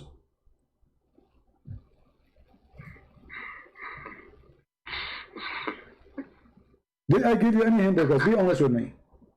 There's a guy, his name is Muslim Programmer. The Muslim accused him that I gave him a new shoe and that's why he left Islam. This is the reason. Did I give you any new shoe? No. Okay, so why you are quoting for me a hadith to prove me even better? Thank you for reminding me about this hadith. Okay, so now what we have, Muhammad never heard before, and the proof in front of you, he trembled upon hearing this. He never heard before. No, he trembled at the Jewish statement. Yes, and because he asked her, he said, is it only the Jews would be to put in trial? He's not sure. He said the Jews would only be put to trial in the grave. Huh? He said only the Jews would be... No, he's asking a question. He's asking a question. It is only the Jews who will be put in trial, right? And then Aisha, she said, we pass some... Okay, hold on. You are saying now, Muhammad, he's saying only the Jews will put in the trial? Are you saying that? Yeah. Okay, so why Muhammad is fearing the punishment of the grave? It's only the Jews. Yeah. What? Yeah. If only the Jews are going to be, first of all, why he trembled for this? Secondly, why he said, if you are saying to me that he meant here that only the Jews will go and be put into trial in the grave. So why he is seeking refuge from Allah in the grave? He's not a Jew, is he? I can't follow you, my friend. What? What's wrong with you? It's you who said that to me. What's wrong with it's you? only the Jews who will put into trial. Isn't this what you are saying? No. Why you lie about the Prophet Muhammad? Why? What do you mean lying? It's you. This is your hadith. It says here and said No. it is the Jews only would put into the trial Aisha said, okay, so why Muhammad is asking Allah refuge from the grave, the punishment of the grave is only Jews they will put in trial? Because Jibreel said to him that even the Muslims would be put to trial in the grave. Thank you very much, guys. Thank you very much. So Jibreel, he said to him later that the Jews, not only the Jews, even you, correct? Yeah. Okay, where's the hadith about Jibreel? He told him that. What? Where's the hadith? You went to bring me the hadith so we can laugh more. Muhammad ordered the Muslims to... No, where is Jibreel? Where is Jibreel? Later he told him. Where's the hadith about Jibreel? Later told him. It says that. It has been revealed to me. Where? Okay, hold on. You are helping me. Oh, guys, do you see what it says here? Do you know that it has been revealed to me? But he just said that only the Jews will be put into trial. It was revealed to me. Yeah, it has been revealed that even okay, if it's revealed to him, that means Jibreel, he did not tell him that. Jibreel, he told him only the Jews. No. What no? Jibreel told Muhammad about the punishment of the grave. No, hold on. This is in the same second, the same moment, the same time. The same time. No, it is. Hold on. Let us read the story. Okay, read with me. The Prophet entered my house. So he what? Entered the house. A Jewish woman was there. So this is happening in that moment. The Jewish woman is still there. Do you know, the Jewish woman, she said, do you know that you would be... It says we passed some nights. And then... Hold on. No. What passed some night? Let's read together. He entered into my house, and the Jews was with me, and was saying, do you know that you would be into trial in the grave? The messenger of Allah trembled of hearing this, and said, it is the Jew only who would be in the trial. Aisha, she said, let's continue. And we passed some nights, and then the messenger of Allah said, do you know it had been revealed to me? Let us compare. This is the hadith. It says, he said right away, it is true. Do you see it? Yeah, that's because okay, which one is true? Said to him before. Hold on. No, you are the one who gave me hadith, and you are the one who reminded me. It says, few nights pass. Is it you who laugh and say, few nights pass? Did you laugh when you say a few nights pass? So how a few nights pass, and now he says, no, it's true. Okay, Muhammad is a human being. Whatever he says, I'm not saying he's a camel. Who cares if he's a... we know he's not a camel. And this is the question. Does it say he said it's true right away? And the hadith you gave me, it says only the Jews. Well, he's a human being. So are you saying he was are you saying he was lying when he said it's true without knowledge?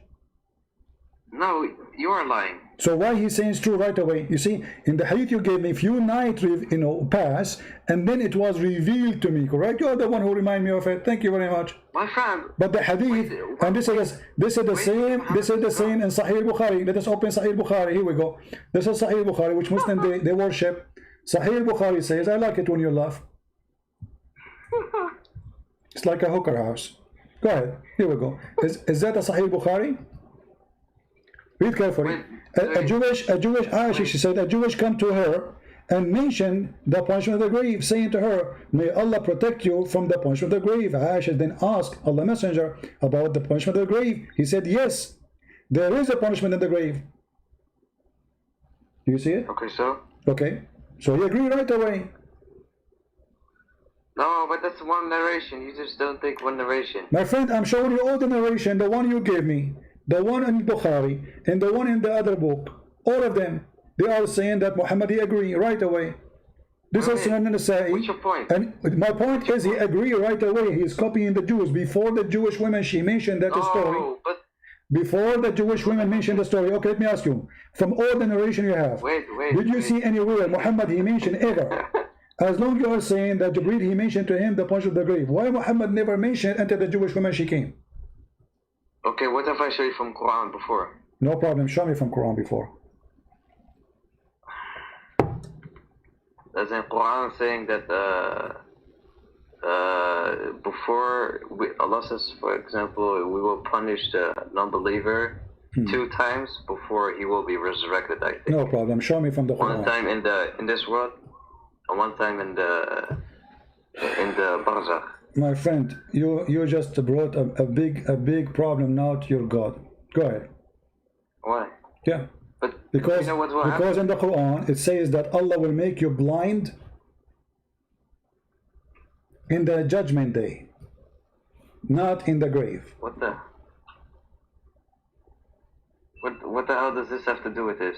Well, this is what the Quran is saying. Allah will start torturing you after the resurrection, Yawm al-Hashr, not when you are in the grave.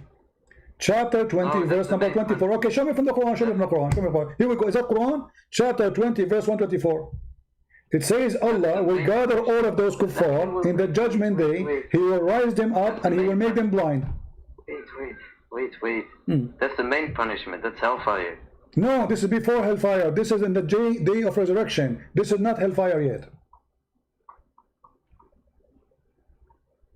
No, but there's two punishments before someone will be brought. No problem. Does it say here, chapter 20, verse 124, Allah will punish you in the judgment day. Start torturing you by making you narrow down in your life, and He will make you blind. Yes or no? Yes. All right. No, Okay. Read it correctly. I'm reading it correctly. Read it correctly. You go ahead. You read it. Go ahead. Wait.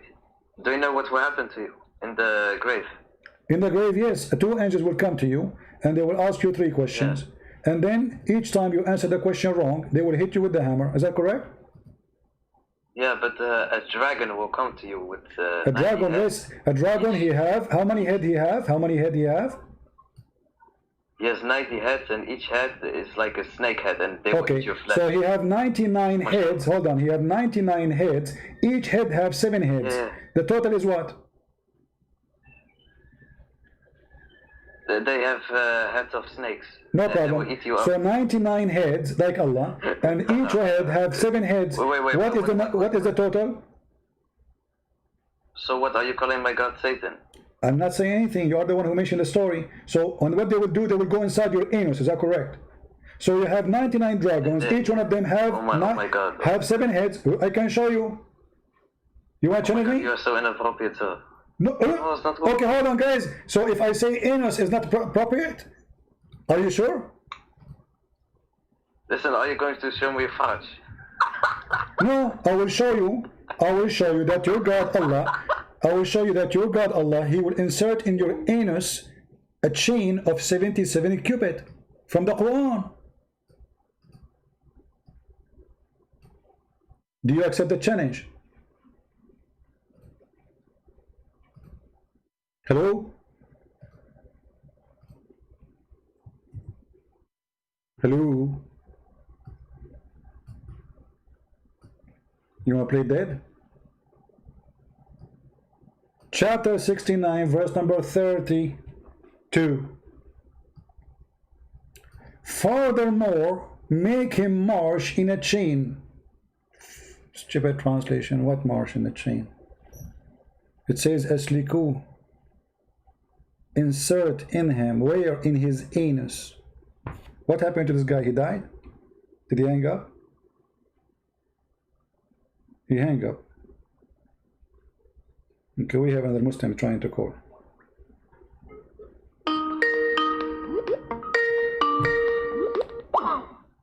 He don't want to answer. Yes, my friend. Are you there? Yeah. Okay. Is it true that Allah will insert in your anus a very huge chain of iron? Yeah, but it doesn't say anus there Okay, where it says anus then? in the tafsir. In the tafsir, but you said this is not appropriate. What's your point? My point is, your God is not appropriate, because you said to me, it is rude, it's not appropriate to say the word anus, shame on you. So it's okay for Allah to insert inside your anus chain. It's not appropriate for me to use the word anus. I was mentioning what it says. The 99 dragons you said to me, they will go inside your anus. And this is why you Muslim Sunni, when somebody died, isn't it true? When you Muslim Sunni die, you put a piece of cotton inside his anus and you push it so hard? Yes or no? How am I supposed to know? Well, you are not a Muslim Sunni? Yes, I am. But Okay, so okay, give me the reason why you put a lot of cotton in his anus and you push it with a stick until it's so stiff. Why? Because you believe that 99 dragons will go inside his anus, and you believe if you read Quran that will protect your anus. Are you smoking hashish? Oh, I can show you videos from YouTube, from your Muslims, explain it. Guys, there's a guy, he made a video, My friend. a Muslim Pakistani guy from Pakistan, he made a video about the punishment of the grave. You can watch it, and he said if you read Quran, that will protect you from the bomb. Do you want to see it? No, I don't want to see it. Okay, so now I'm asking you, are you going to, so you are saying to me, I'm happy that you agree with me, that Allah will insert inside your anus a big chain. How big the chain is? 70 cubits. How big it is? How big is your anus? How you can insert 70 cubit inside an anus of a man? Yeah, but Muhammad said that the size of a person in hellfire, his teeth, for example, will be like a mountain or something. So Allah will extend the size of your anus. Yeah. That's wonderful. What's wrong with you? You are the one who said to me, so the anus will be big. But let me tell you something, my friend. You're a prophet, and the tafsir, you're the one who mentioned to me tafsir. According to you Muslims, the iron size or the chain size, each drop of it is in the size of every ring of it, to be accurate. Every ring of it is in the size of all iron in the world. How much iron we have in the world? I don't know.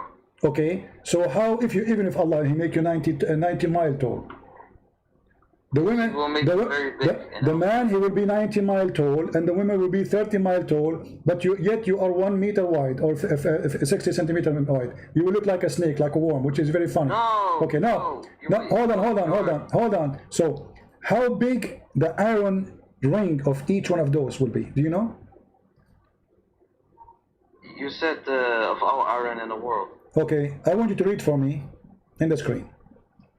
Wait, can we go to verse 46 about aorta? We will go. I mean, we have time. Me and you, we are having fun. You know, Allah will bless you, my friend. You are defending Islam, and you will get, you know, you are protected from this, your anus.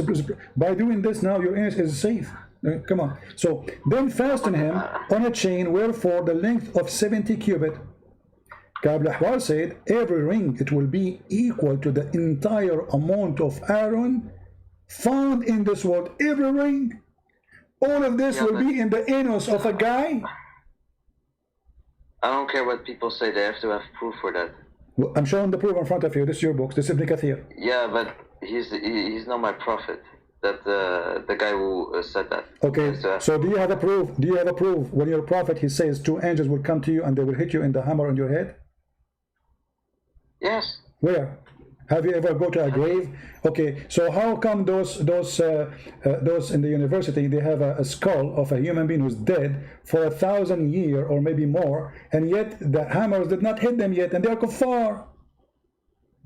No, but this is the spiritual world. What spiritual world? Your prophet he says they will hit him with the hammer in his head and they will split it to pieces. This is the spiritual world. What spiritual world? They will hit him with the hammer. Is the hammer is real or not? Yes. Okay. It is like a Thor. It is a Thor hammer. All right. So it's like a Thor hammer, guys. It's a Thor hammer. Wonderful. So when he hit him with a Thor hammer, and he is going to be 2 pieces, right? Yeah. Okay. So how come we could not find one? And by the way, why 2 pieces? Is it a watermelon? I mean, if you hit it with a hammer, you will smash it. It's a Thor hammer, but they make it 2 pieces. Yes, your skull will break. No, if you hit the skull with the hammer, you will make a hole in the location of the hammer. That's it. Otherwise, the hammer, if it's so big, then you will smash the whole hammer. You cannot make it unless it's an ox. How you can make it 2 pieces? I don't know what this hammer is like. Okay. Let me ask you then. Those do you know the description of those angels? I think I read something about their voices are like thunder or something. They will be very black and very ugly, something like that. Very black, very ugly. Yeah. With long hair and stuff. So if you are black, you are ugly in Islam, correct? Oh my God! Why you say that? Why you are racist? You are the one. I am the one who said that. Guys, I am the one who said that. It is you who said they are very black, very ugly. No, it's black and in darkness, not in brown. Okay. Let us read together. But my friend, can we go to verse? We are going to go. It is you who said very ugly, very black. It's you, not me. You know, I always defend that racism is from the devil. God, he made us children of Adam and Eve, all of us. So your prophet, he teach you that, and you agree, and you just said that. Now, read with me carefully. No. Read with me carefully. There's two angels will come to you, and you are the one who mentioned to me that they have a special description. Okay. The Messenger of Allah said, when the deceased, or he said, when you is buried, two angels, black and blue. Black and blue. Blue angels. Okay, so no, not the blue angel. No. He is going to be black. His eyes is blue, and then they will come to you. One of them, his name is Nakir, Munkar, and the other one is Nakir. They say, "What did you use to say to this man?" So he says, what he used to say before death. He is Allah's slave and his messenger. I testify that none has the right to be worshipped but Allah, and that Muhammad is his slave. All of this, and you are dead in the grave. All of this conversation, and you are dead. All right? Okay. No, but you will be going to the barzakh. It's going to be a different world. You are in the grave still, my friend. This is that. It's called the torment of the grave. You are in the grave, not different word. Okay. Yeah, but Muhammad said if okay. That's no it's going to be okay, then the question now and then his grave will be open. All right. For him. So this is the question. A Muslim, he answered, so he passed. Now, if it's not a Muslim, look what we'll say. Read carefully. Because you're a Muslim and you answer the correct answer, he says his grave will expand to 70 by 70 cubit. I like big grave. I like it. You know, we can play a bing bong, you know, bigger grave. Okay. Then it will be illuminated for him. I will have LED in my grave. Alhamdulillah. LED. The guy is dead. Illuminated for him. Okay, no problem. Then it says to him, sleep. Sleep. The guy is dead. Sleep. So why it's illuminated if it's going to sleep anyway? Let it go. Then he said, can I return to my family? Inform them. The guy, when I go to his family, can I go to my wife and my children, inform them that I have a nice grave? They will say to him, sleep as no with whom none awake, but the dearest of his family. Okay, then until Allah resurrect him. Okay, but if he was a hypocrite, look what will happen. If until Allah resurrect him, and then he says, but if he was a hypocrite, he would say, I heard people saying something, so I said the same. I do not know. So they say, we do not know. You would say that. So the earth is told, constrict him. So constrict him. And squeeze him, squeeze his ribs. And his ribs together will be continue being punished, like until a day of resurrection. But let me find the hadith where they hit him with the hammer. I mean, guys, here, by the way, do you notice that Muhammad is a big fraud? I want to ask this gentleman, why in this hadith Muhammad did not mention the hammer beating?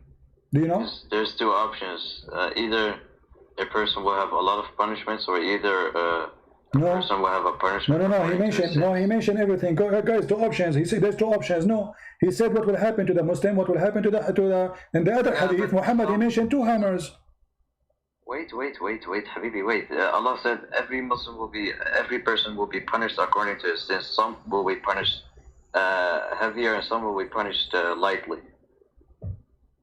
Okay, well, but he explained how. Yeah, but this is for some people, or one person will get all these punishments. So okay, but where is the hammer? What happened in this story to the hammer? Where I cannot find the hammer? I just explained. What's wrong? No. He said, if you are a hypocrite, listen carefully. If he was a hypocrite, he would say, those are the second part. There's two kinds of people, believer and the hypocrite. Okay, what will happen to them? Allah will do this. So how come in different hadith, Muhammad, he mentioned a hammer? Is that an addition? Yeah, but there's one hadith where Muhammad mentioned all these punishments together. Ah, that's what I'm saying. How come Muhammad, he don't mention the story repeatedly, twice correctly? He's a human being, he's not God. So Muhammad is not a God, he is a human being. So here he was misquoting what will happen. What are you talking about? Well, you just said to me he's a human being. As an answer for what? As an answer for not telling the truth, because this is not what will happen. No, Jibreel told him all this information correctly. Okay, how come he don't see it? Here we go. Read carefully. Listen, my friend, In this hadith, in this hadith it says that Allah will bury you blind and dumb, and then He will place in the in a charge of him having sledgehammer. Sledgehammer. I like sledgehammer. My favorite tool is a sledgehammer. Trust me, I play with it. I love it. So angels, they are going to Home Depot, and they will bring a sledgehammer, and they will beat you in the grave. Do you agree with that? Yes. Yes, of course. Of course. Okay, so how come we don't find one infidel, his head is smashed by a sledgehammer? This is the spiritual world. This is the barzakh. My friend, what the special world? You are in the grave now. You are not in different place. Yeah, barzakh. What barzakh? What barzakh? You know what barzakh? What barzakh? Do you know what barzakh mean? Yeah, it's a barrier. Barrier. What barrier? What does that mean? My friend, you are a scholar. You should know this. Barzakh is a piece of... Listen, a barzakh is a piece of land between two water. Piece of land between two water. About? Yes, that's what barzakh mean. You don't know? No, but barzakh doesn't mean that. It's a okay, let's go to the Quran. Okay, oh, there we go. Yeah, we will... Listen. Barzakh is a Persian word. Ah, it's a Persian word. So why the Quran says we made the Quran pure Arabic? Because now, in the classical way, it was in Arabic, but in a modern way, we don't know. If you ask any Arab what barzakh mean, they don't know. Ah, but the Quran says that at that time, say this is a pure Arabic Quran. So you just admitted that this is not an Arabic word. Thank you very much. But here we notice. Hold on. Do you remember the Muslim, they make videos saying that the salty water and the fresh water, they don't mix? I don't care. Okay, between them, what is between them? A barzakh, correct? What barzakh is? A piece of land. My friend. So Muslims are lying again. Okay, so listen. So you are saying to me what we learned from you, that you're a prophet, he cannot repeat the story twice. Once he said they will hit him with the hammer. Other place he said different story. Muhammad, he learned that from the Jews. Your friend, he called us and he quote for us a story is coming from the Talmud. And all of you are Muslims, are helping us to prove that Muhammad is a fraud. Copying fiction stories from other religions. What's your point? My point. I just said my point. You have an answer? Muhammad is a thief, copying stupid books. Okay, if I asked you about Zulqarnain, who is this guy Zulqarnain? Oh my God, can we please go to verse 46? I beg you, please. Verse 46? What 46? What chapter? Yeah, what chapter? 45, about the aorta. You said Muhammad is a false prophet because of that. Oh, okay. What do you want to talk about? Go ahead. Yeah, that verse is actually talking about the Judgment Day. Ah, about Judgment Day? Yeah, because it says, in the verse before it, says, Allah will order the angels to seize the non-believers, and verses after say, if Muhammad was a liar, then we would seize him, then, meaning the angels will seize him, then they will cut his aorta. Okay, so you are adding word now. I didn't see the word angel. Do you see the word angels? Listen, my friend, go to the context. What context? I read the context. Go ahead. Show me the angels. Wait. Go a little bit above. Go to verse 30, okay. I think. Okay, here we go. I go to the, okay.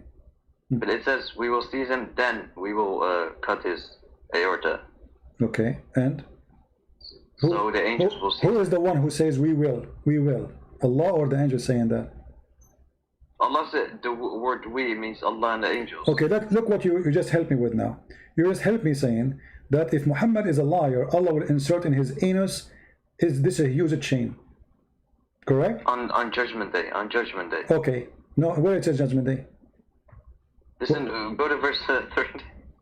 Verse what? 30? Okay, here we go. This is this is verse 30. Okay.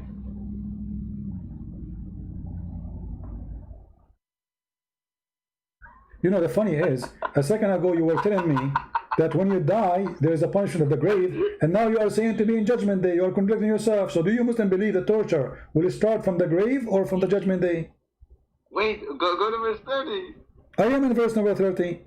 No, it's 31. Okay, it says, seize him. Same in verse No, 45. it says take him and fatter him. Read the Arabic. What's wrong with you? خذوه فغلوه. Take him and handcuff him. Tie him up. It's a season. Read Arabic. Oh my God, why you lie? It's the same Arabic in verse 45. Seize him, then we will cut his aorta. Something the angels will do. Okay, what? You keep jumping like a monkey from place to place. You say to me 30, and then you say 35. What do you want? 35? Here we go. No, I did 30. What do you want? 30? Hey, I just read 30 for you. It says take him and fatter him. Yes. Okay. So now, seize him and fatter him. Why you lie? You want to go to the dictionary?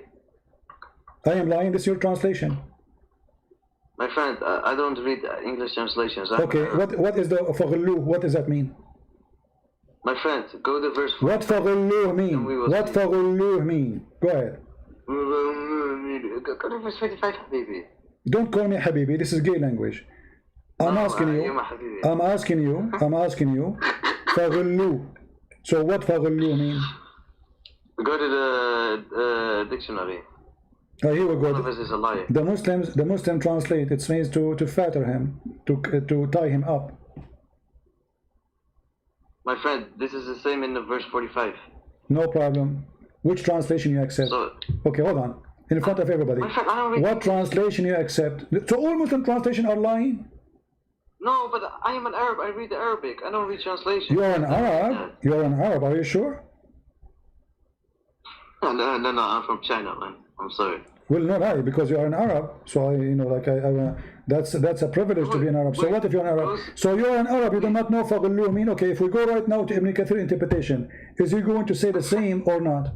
As I'm saying. Oh my God, this guy, he relies on translation. Listen. Oh Okay, what the word mean? Tell me what the word mean. فغلوه. Just go Okay. to verse 45. Okay, tell me what the here, number 30. What the word mean? Go ahead. Huh? What the word mean? Translate to us. Go to the dictionary.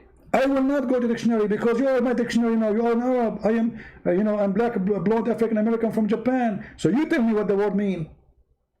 No, I am a liar. Nice to meet you, Mr. Liar. Now translate for me the word. That will not make you escape from giving me the meaning. You wasted my time. You are stupid. You are stupid. You are dummy. And look, you mentioned that I am the one changing the meaning. So you have to give me the meaning. Give me the meaning. What the meaning mean? I want to see it. Hey, Tamara, you are an idiot. Just go on the verse. Let us see who is the idiot. What the word mean? Idiot. As long as you're in Arabic, I wait for you in Arabic. Now it's your time to translate for us. خذوه فغلوه. What does that mean? The English translation says fetter him. Okay, your translation. You said this is wrong. Seize him. But you said this is wrong, you idiot. When did I say that? You did. I said to you, they fatter him. You said, no, you're lying. My friend, we got the context. Go to verse 45. It says. Okay, listen. Then, So let's make a conclusion here. So you're a prophet. If he's lying, Allah will take him. He will capture him, and then he will insert in his anus. The angels. Where it says the angels? Show me the word angels. Go ahead. Where's the word angels? Allah is speaking to the angels. Where? Okay, no problem. But does it say the word angels there? Allah speaking to the angels. Okay, so the angels will take Muhammad. We will go with you. Allah will order the angels. They say, hey, take him. And then what they will do? They will insert in his anus a long chain, correct? Yeah, and then they will cut his aorta. All right. Now, we have a proof that there is aorta cut off. And it doesn't make sense. Listen. It's in the year after. Okay, no, you cut the aorta of the man before he die or after he die? After. That's after he died, you cut his aorta? No, after. It says we will seize him then in verse 45. My friend, then we will cut his no aorta. problem. So, but after he died, he will cut his aorta, but he's dead. What aorta? My friend. The guy is dead. So what's the benefit of cutting his aorta? I'm asking you. Doesn't the Quran say that we were able to restore his body? My friend, I'm asking you. No problem. But you're a prophet. No, he will cut his aorta. He will cut his life. He will cut his life vein. So is that will be? No, that? why you lie? It's in front of you. Go to verse 45. 46. Read it. 45, 46 in front of us. Here we go.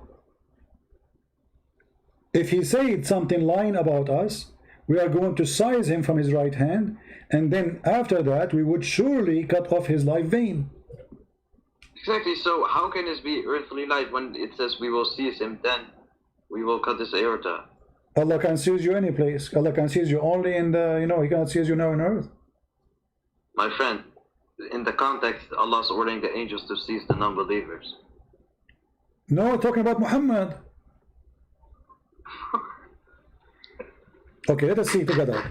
Let us see together. Here we go. Here it says, okay, I want to ask you here. As long as you are the one who's quoting for me this chapter, which is a very nice chapter, I love it. It says here, this is a speech of a noble messenger. Who is the one who's talking? Allah. Allah saying that the Quran is the speech of Muhammad? Yeah, it has been transmitted by Muhammad, yeah. It's transmitted. It cannot be his speech then. My speech is my speech. Oh, the verses after says this is a revelation from Allah. Okay, hold on. What revelation from Allah? It says this is a speech of a noble messenger. And then it says, it is not a speech of a poet. No problem, the word after, I'm reading it. Yeah, okay. Slow down a little bit. So then he continues saying, so they accuse him of false speech, he's a false prophet. And then he said, this is not a poet.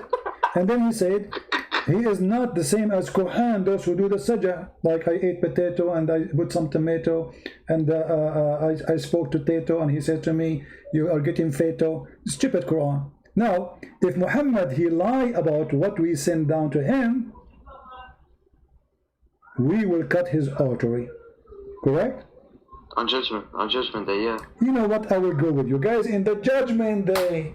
In the judgment day, Muhammad, his aorta will be cut off, but that means he is going to die again.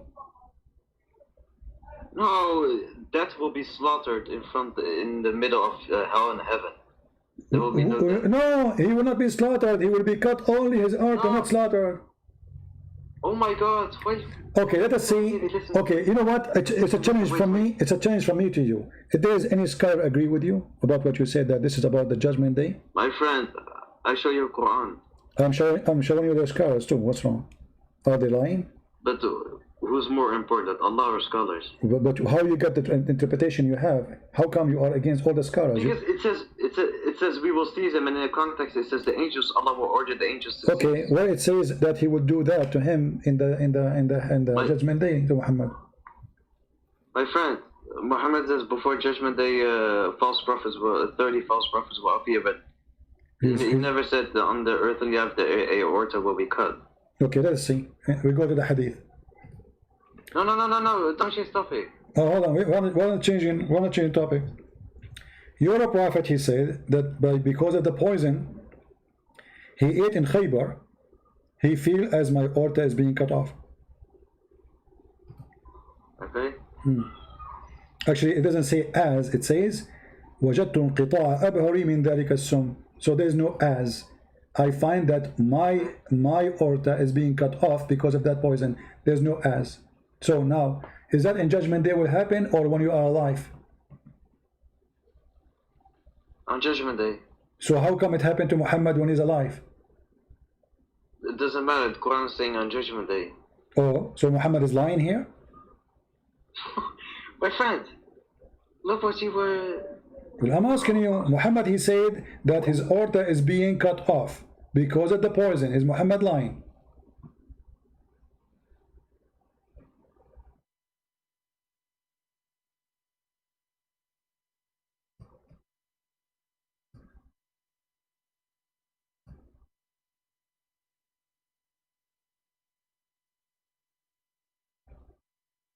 Who? Did he hang up? He hang up.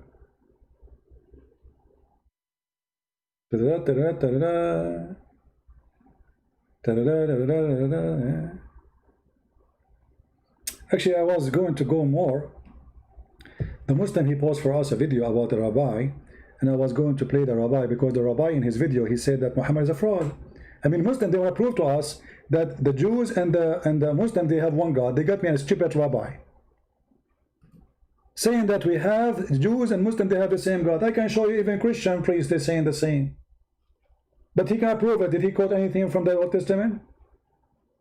No. This is the same rabbi who read the Talmud.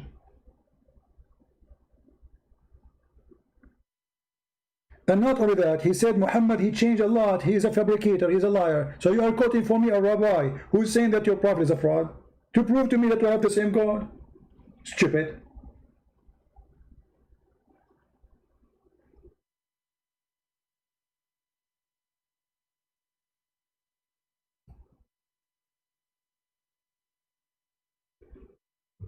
I posted for this rabbi, the coward. All of them, those are coward, by the way. We challenged them to debate us. They run away. Do you remember this guy? This potato? To weave a singer? Do you remember him? How many times I made videos for him? I challenged him to debate me, the coward. He ran away, potato. This potato, the Muslim, they like him. Any rabbi, by the way, support Islam because many rabbis, they are upset from Christianity. Christianity is a threat to them, not Islam. For those rabbis are fraud. And the major number of Jews became a Christian already. So they side with Islam, but in the same time, they expose Islam without even saying, I mean, they do it in a smart way. As an example, this guy, he spoke about Jesus is born of a virgin. To weave a singer, if you watch the video, I made a video for him. He said, this is a lie, this is coming from the Greek legends. By saying that, he admitted that he agreed that Muhammad is a fraud. But if you ask him about Muhammad, he say, yeah, he's a prophet. He's a rabbi too. But he said that anyone believe in the virgin birth of Jesus is a stupid. But this is in the Quran. The Muslim like him, the same as this guy. You are a Muslim, you are posting for me this video. But don't you know, did you hear it? Do you Muslim hear it? The guy, he said clearly that Muhammad is a fraud.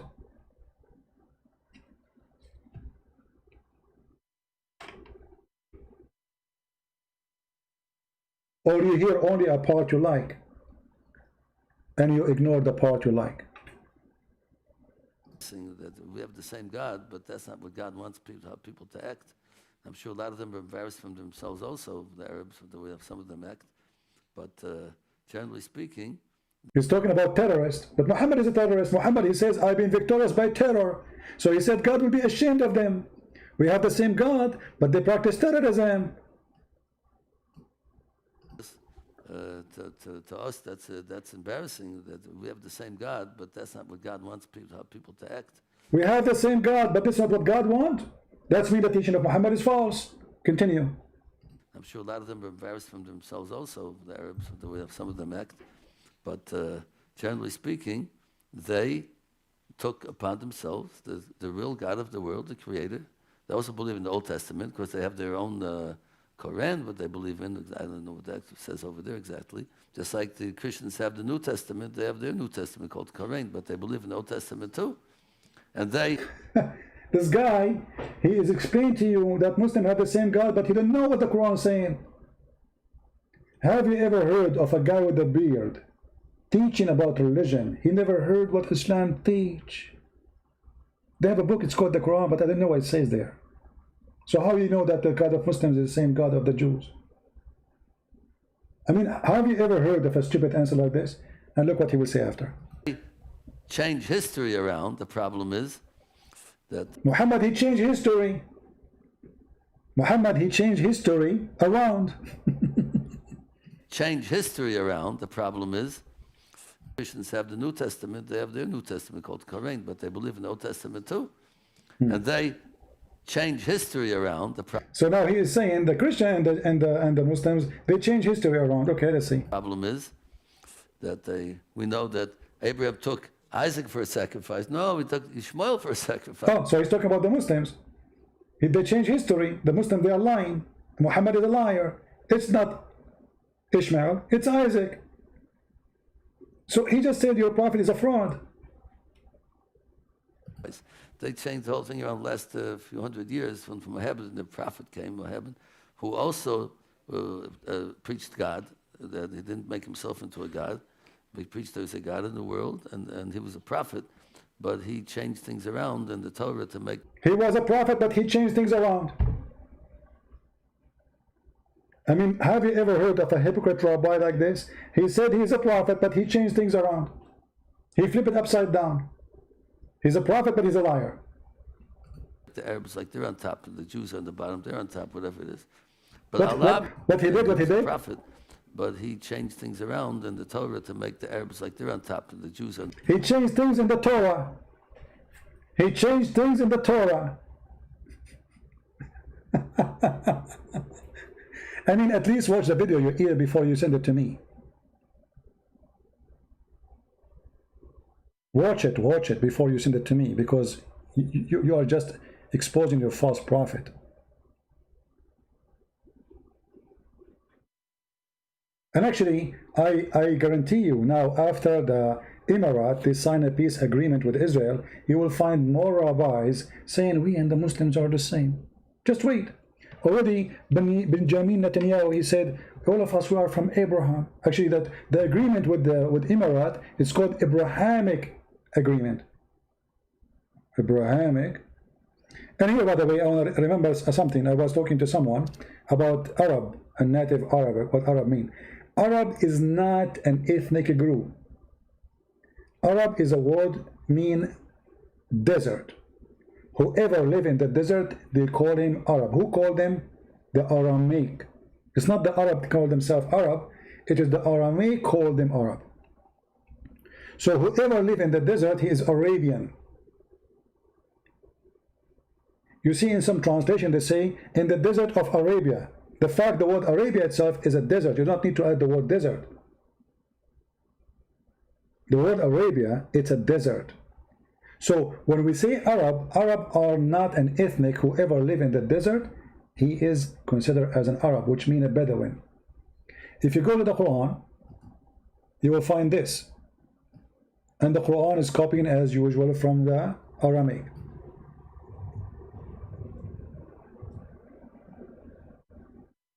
Chapter 9, verse number 90. Chapter 9, verse number 97. Chapter 9, verse number 98. Chapter 9, 99.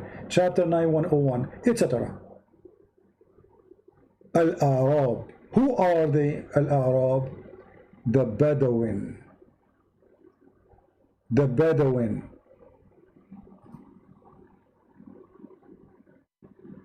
You see, it says the desert Arab. Who? The desert. People of the desert. We have a Muslim, look like it, maybe. Hello? Hello? I'll rip your head off and shit down your neck. Well, thank you for giving me your last name. Stupid people. So the word Arab is not an ethnic. This is why if you look in the Middle East, you will see some people, they call themselves Arab, but they are blonde. They have blue eyes, green eyes. How those are Arab? How somebody from Yemen is an Arab, someone from Egypt is an Arab, someone from Saudi is an Arab, and none of them look anything to do with each other.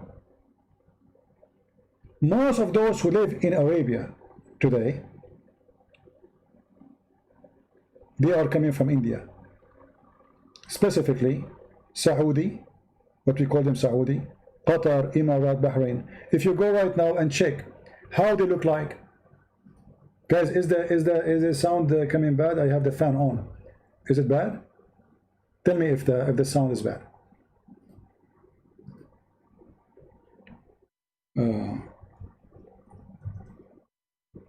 If you look at their faces, you will see you are looking at what? You are looking at the guy is coming from Pakistan. What those people have to do with anything? If you look at each one of them, you will not find a single one of them match anyone else from other nations, from those who call themselves Arab. This is the Prince of Qatar. This guy is from Pakistan. And for those who do not know, Pakistan is just across the corner. If you go right now to the map, you will see there's a very small, tiny space in the sea between them and Pakistan, which was used to be India before. This is where the black stone is coming. This is where the Kaaba is coming. This is why Muslims, they wear like the Hindus. They have a sheet. They show one shoulder. They shave their head. They wear a sandal. This is always a Hindu practice. Those Arabian clothes, they've been created long after. They used to dress, actually, if you go right now and check the history or the culture clothes for Emirat, Bahrain, Qatar, you will see they wear a skirt. Skirt, like the Indian. A towel.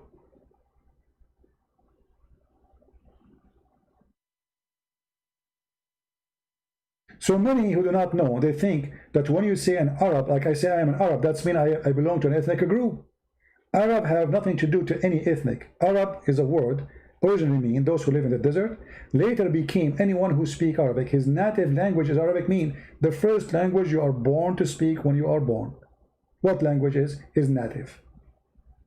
Doesn't matter what language you speak.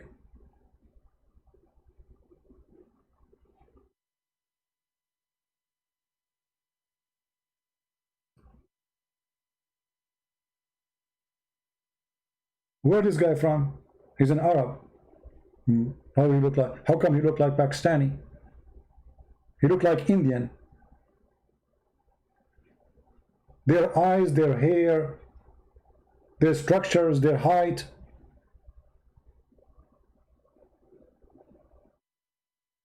If we compare him to the different president, let us see. How they call them Arab, all of them they call Arab. If you look at the president of Egypt or any, you know, all of them, they look different.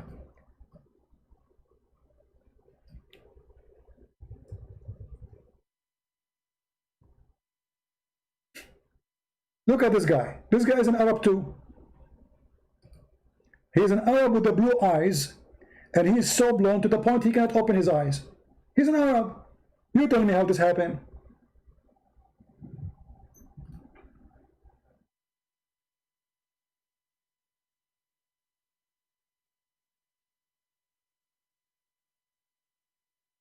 Arab is not a nation.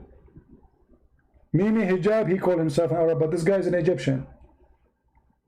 What the Egyptian have to do with the Arab? People of the desert.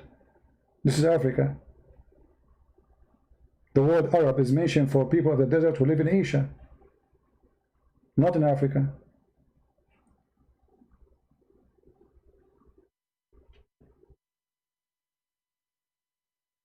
If you go to Yemen, you will find the people there, they look literally Indian.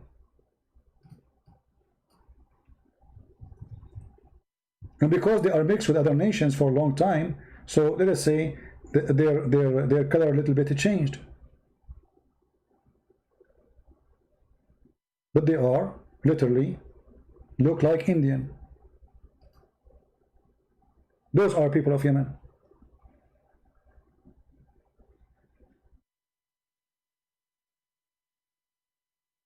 Yet they claim that they are Arab too.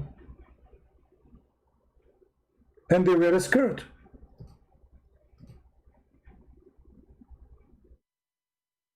Let me show you if I can find some traditional clothes.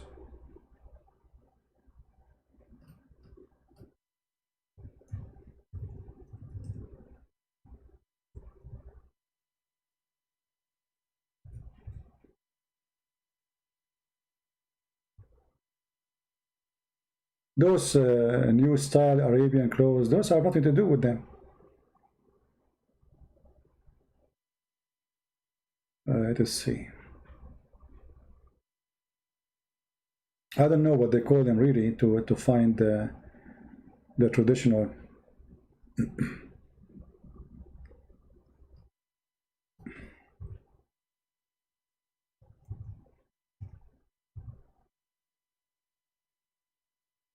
I search for men, I get pictures of women. I don't know why. Let us see.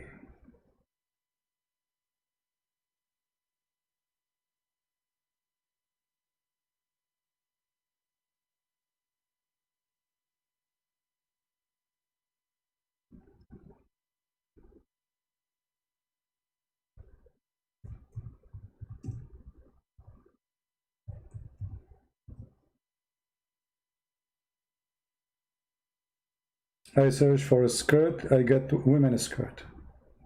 I need to find, I don't know what the name they call it in Yemeni language to find it.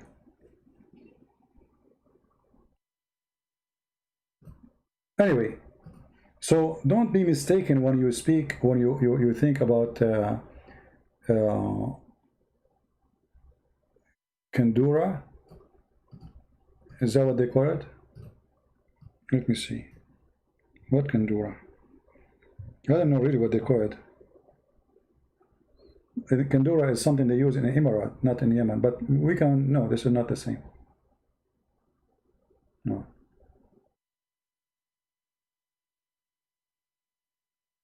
Yeah, all of this is not Arabic laws. This have nothing to do with Arabic laws.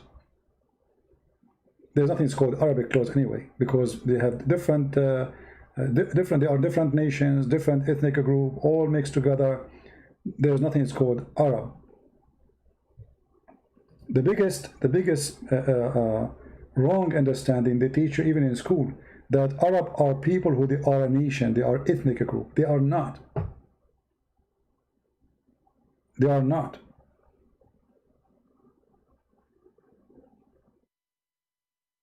Anyway, so when the Quran says the Arab, they are the Bedouin, that is inaccurate. They are the Bedouin. Anyone is a Bedouin, he is an Arab. It's not a name of a nation, it's not an ethnic. In English you say the Bedouin. The Bedouin, by the way, is coming from Aramaic too, which is used in Arabic, Badu. In Arabic we say Badu. Look at the translation. And those who made executed from the Bedouin. But this is a translation for the word Arab. So Arab is people of the desert. Arab is those who still live in the tent. Do you see it?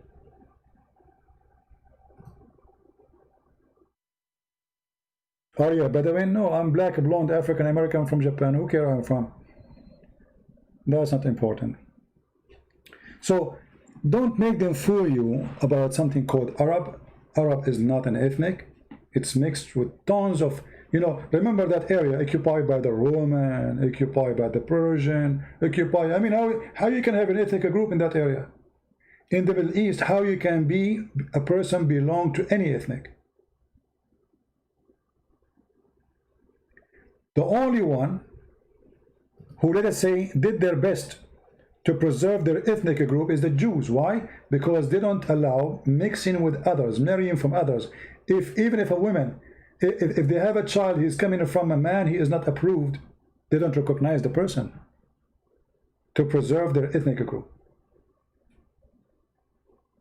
And just to give you an example about how people, they fool each other. If you remember that Moshe, he did marry a Bedouin woman. Is that correct? Did Moshe marry a Bedouin woman? Yes, he did. Is his kids are Arab? They say no. Correct? So why the kids are not Arab? Because simply those are not an ethnic. This is not the word Arab. It means Bedouin. Desert people. His kids belong to him, so they are Jews.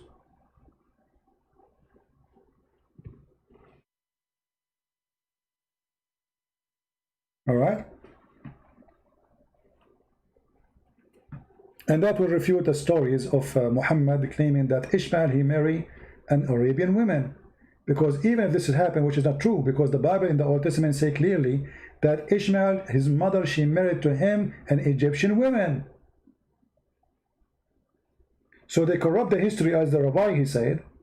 They change things upside down in order to make Muhammad legitimate person. All right? There is nothing called Arab. Edom or not, Arab is not an ethnic. Arab who live in the desert. If the Aramaic now exists in Las Vegas, they will call whoever live in the desert Arab. Are you getting my point? Arab is not a name of a nation. It's not even a name of a language. Arabic language, as we see, does not exist for those people. This is a mix of languages, and 90% of it is Aramaic. Mix of Persian, Aramaic, Ethiopian, you name it. Even Greek. When you go in the Quran and you try to find what the Quran says about the gospel of Jesus, what the Quran call it, Injil. Did you ask yourself how in the word Injil is there? You remember the guy a second ago, he said to me, oh, this is a Persian word. Correct? Did he say that? It's a Persian word. So the Muslims themselves, they acknowledge that the Quran is full of words and full of other languages. Because Arabic is nothing but a mix of languages. Torah is not Arabic. Injil is Greek. And the funny, the Muslim, they say to you that Jesus was sent to the Greek. Sorry, he sent to the Hebrew, to the Jews, to the Israeli. So he was sent to the Israeli, but his book is in Chinese, because in this case here, it's in a Greek language. You see the stupid, and how you can refute them easy? Because they say to you, brother and sister, the only prophet sent for all the world is Muhammad. Jesus was only sent for the Jews. So he was sent for the Jews, but yet his book is written in Greek language? Why?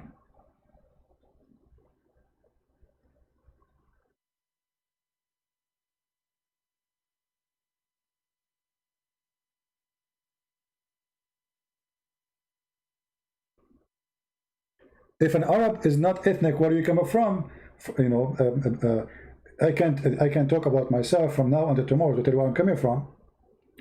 But the Arab themselves are a mix of others, which mean Bedouin tribes coming from different nations, move from place to place. That's why they are Bedouin. That's why it's hard even to trace where they're coming from. They go where the grass go. If you go right now to Iraq, you will find that more than 80% of the population are desert people, tribe. But those are not the Iraqi. The real Iraqi is the Assyrian, Babylon, and the Chaldean. Those are the real people of Iraq. Abraham himself is from there. But when the Muslims occupied that land, all the Bedouin in the desert, they went because there's a grass, there's water. So they move. They're Bedouin. They don't have houses. They carry their tent and they go. The Arab, not only they went there, the people of the desert, which is not one nation as we showed you, they went all over the place. They went all the way to India. They went all the way to China.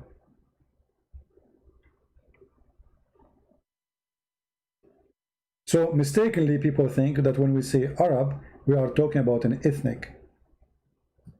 If you go and read every single verse in the Bible, in the Old Testament, you will see that the word Arab fit perfectly when you speak about the desert.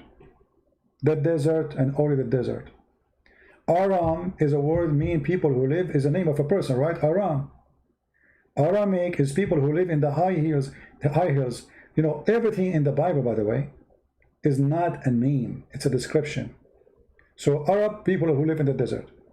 And usually it's connected with the word savage. People who live in the desert, they are savage, they are wild, and they don't take a shower once a year. You know, this is what Arab mean. So when somebody in that time want to say, oh, he's an Arab, he mean many things. He mean that they are savage. He mean they are not an ethnic. That's not an ethnic. They are people who live in the desert. They don't have houses. They don't have law. And they kidnapped you too. And this is what they used to do. Arab, they kidnap each other, they slaughter each other because they are not one nation. Then you go and see the word Aramic. Aramic is people who live in high land, not in the desert. They earn the name. The one, even Aram himself, he earned the name. He was called such a name because he's going to live in a high land.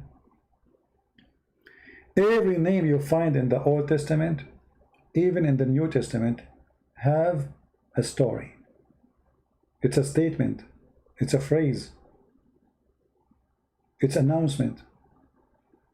You remember we showed you a video about secret code in the book of Genesis 5? All those names are not names.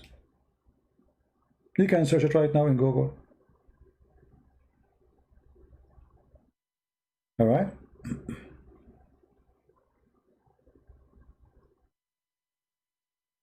Yeah, you know, the Muslim now, they try to make the Nabatean are the same as them. You know, those are people of the desert, but they are not, it's not an ethnic. This is why they have different language. They have different language. If you go and read the Nabatean, it's not an Arabic.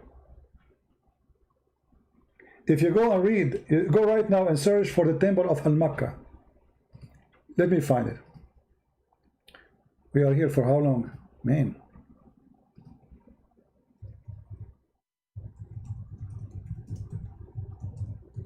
If you go to the temple of Al-Makkah, you will find that the language there is not Arabic. but they claim that Yemen is the source of the Arab. How come the language there is not Arabic then in the temple? That means those who build the temple have nothing to do with this language and those ethnic group. And actually, the word Mecca itself is coming from the temple of Al-Makkah. Al-Makkah is a temple for those who worship the moon god. For a long time, scientists, they thought that this was a temple of the sun god. Later, they were able to read the language, and they come to a conclusion: this is the moon god temple. And Mecca was a name copying from Al-Makkah, as you see.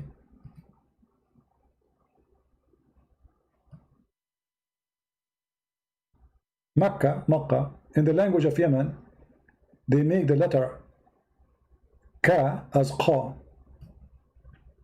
Everyone knows that. Makkah.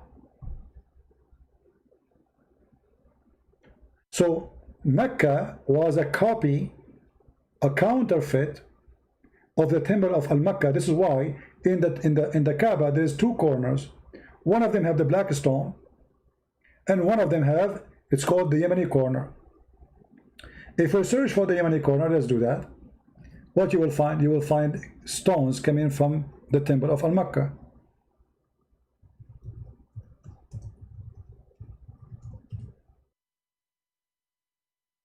Let us show you the stones.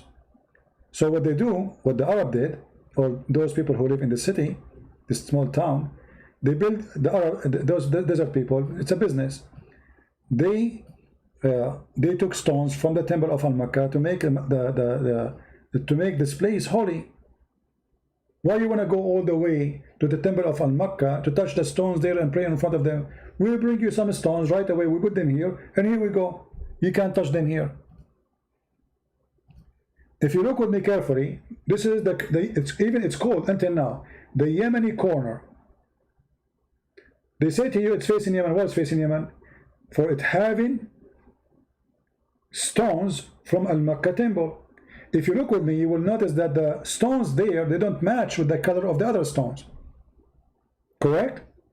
Do they match? No, they don't. Look. They don't match. They are different color.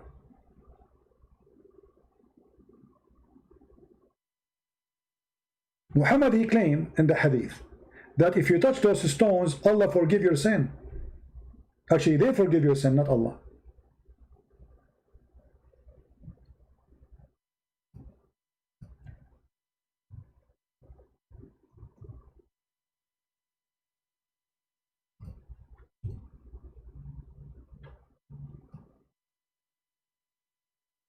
Let us see.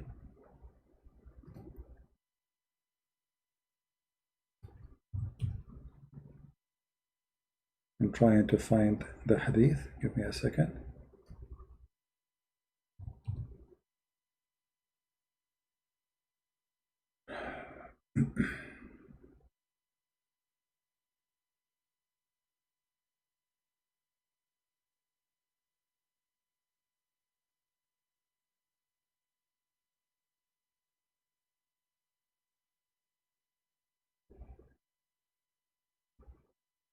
You see, all those hadith, they are saying the same, that Muhammad was touching the black stone in the Yemeni corner, but we want to show you where it says that it's going to erase your sin.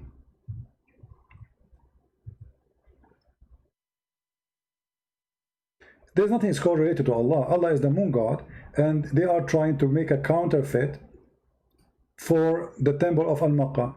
There was more than 26 Kaaba in the Arabian Peninsula. This is not the first one. Let us see. Here we go. Look at this. A person said to Abu Abdul Rahman, "Why do I only see you touching these two corners?" He said, "I heard the Messenger of Allah says, touching them erase sin." Yeah, the Hajar al-Aswad, it's a meteor. You see?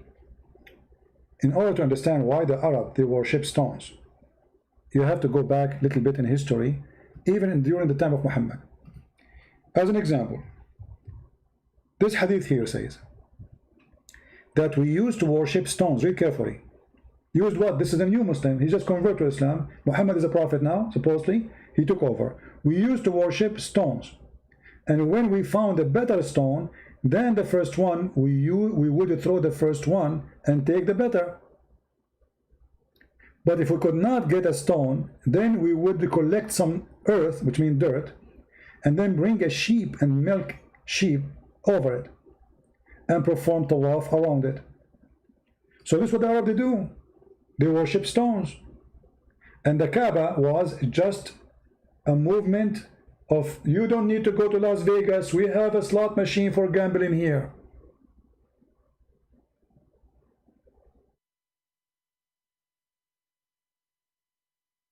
There's nothing, it's called cornerstone, my friend. What cornerstone? We're talking about what? Hajar al-Aswad, place in the corner, but doesn't matter where it is. It's not a cornerstone. Actually, the Hajar al-Aswad does not exist no more. You see, one of the stupidity about the God of Islam, the Muslims, they come to us with it. They say that the black stone is sent by Allah, and it's going to witness for you until the judgment day. But if you go and check the black stone, you will find that there's no stones left. It's empty. What you see there inside is wax. You see this black thing? This is not a stone, this is wax. The black stone is demolished. Al-Qurmuti, he took it, he made it a poop stone for more than 21 years. He destroyed the Kaaba, he screamed to Allah, says, where are you, Allah? Huh? Coward, liar, there's no Allah. He took the black stone, and the Muslim, in order to get the black stone back, they bribed him. And what he gave him, he gave them this. He gave them little tiny pieces of stones. And there's no proof that this is from the black stone anyway. So look what we have now. Do you see the little rocks inside? And this is a proof of Islam again to be false. Because if Allah is the one who sent the black stone, how come Allah did not preserve the black stone? Where is the black stone? Do you see it? God, do you see the arrows? Do you see the arrows? I'm trying to zoom in. Do you see the arrows? Those are little tiny rocks inside the wax. Here somebody highlight them for you. Do you see it? There's no black stone. So Allah, he sent the stone and then he could not preserve it. And now every week they have to do maintenance to those stones. This is why they have a policeman next to it, because they want to be sure nobody can block it out and steal them. So they do maintenance by doing waxing. You can watch on YouTube. Go search right now, black stone maintenance Kaaba. Allah cannot do maintenance to his black stone. We need a guy coming from Pakistan. They mix a very high expensive smell, nice smell wax with the amber and etc. And they melt it around the black stone or those stones.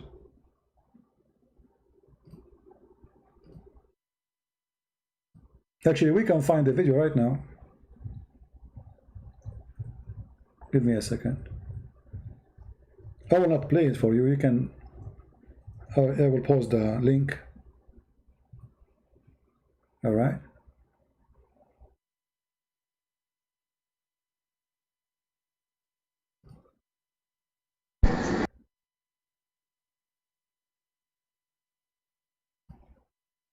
Let me post the link for you. This is a very short link, but you can, in there you will find many videos. Here we go. They are fixing the black stone by wax. Allah cannot fix the black stone. We have to wax it, fix it. Here you will see this guy. Here we go. He is working with the black stone to fix it. They melt things, you see.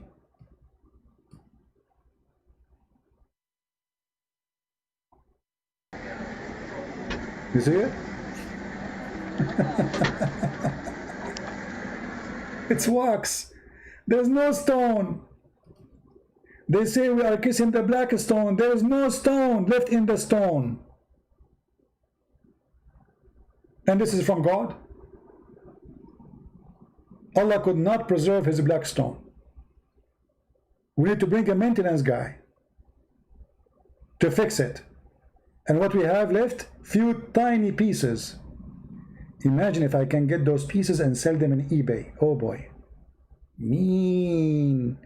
I will sell them maybe like for 10 billion. Trust me, they will pay for them. They are holy stone of Allah, brother. The Kaaba without those stone full of wax is not holy. We need holy stone. And yet they call us pagan. They call us what? Pagan. Here we go. This is the video again. If you like to download it and share it with your friends. Anyway, guys, don't forget to download the video as soon as it's available for downloading, because it takes time, especially if the video is long. And I want to say thank you all for being here. Sadly, the Muslim, they give up. They keep. They are not calling no more. But I understand. And thank you for getting me busted today. You know how many Muslims get me busted? They got me busted. They quote for us that Muhammad was cutting from Talmud. He's quoting from Talmud, brother. The other guy, he gave me a verse, a hadith, saying that the Prophet, he said that the torment of the grave only for the Jews. Yet he's claimed the Prophet. So Jibreel came and corrected him, so he was speaking without knowledge? He was a fool? Yes, he was. So each time they try to prove us wrong, they give us a hand. A glory to the Lord. They said Christians, they don't share anything with the Jews. We Muslims and Jews, we don't have images. And then we show them from the Quran how Allah, he ordered Solomon to build a temple full of statues.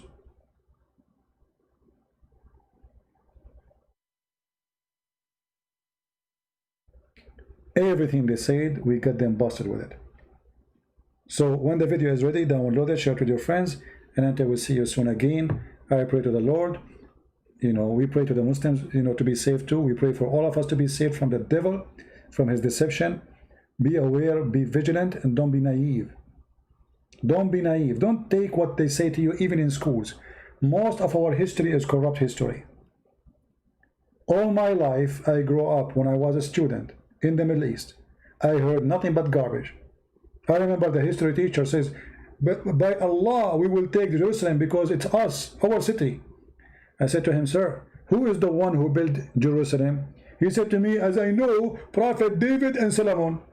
I said, are they Jews? He said, yes, they are Jews. The idiot, he just said a second ago, this is our city. The one who built it. I mean, do you see how they fool you? So you have to be vigilant, you have to be smart, you have to be a person who do your own search. Don't go by even what you see in the West, in TV, in YouTube. Even by what I say to you. Search it, find it, discover it, prove it right or wrong. Many people, they teach you, they will say to you false stuff. How you know? If you take what people say to you blindly, trust in what they say without examining, that means you are doing a harm to yourself. So even if a Christian prince, he said something to you, if you don't show reference, if you don't show proof, he is a liar. Where is your proof?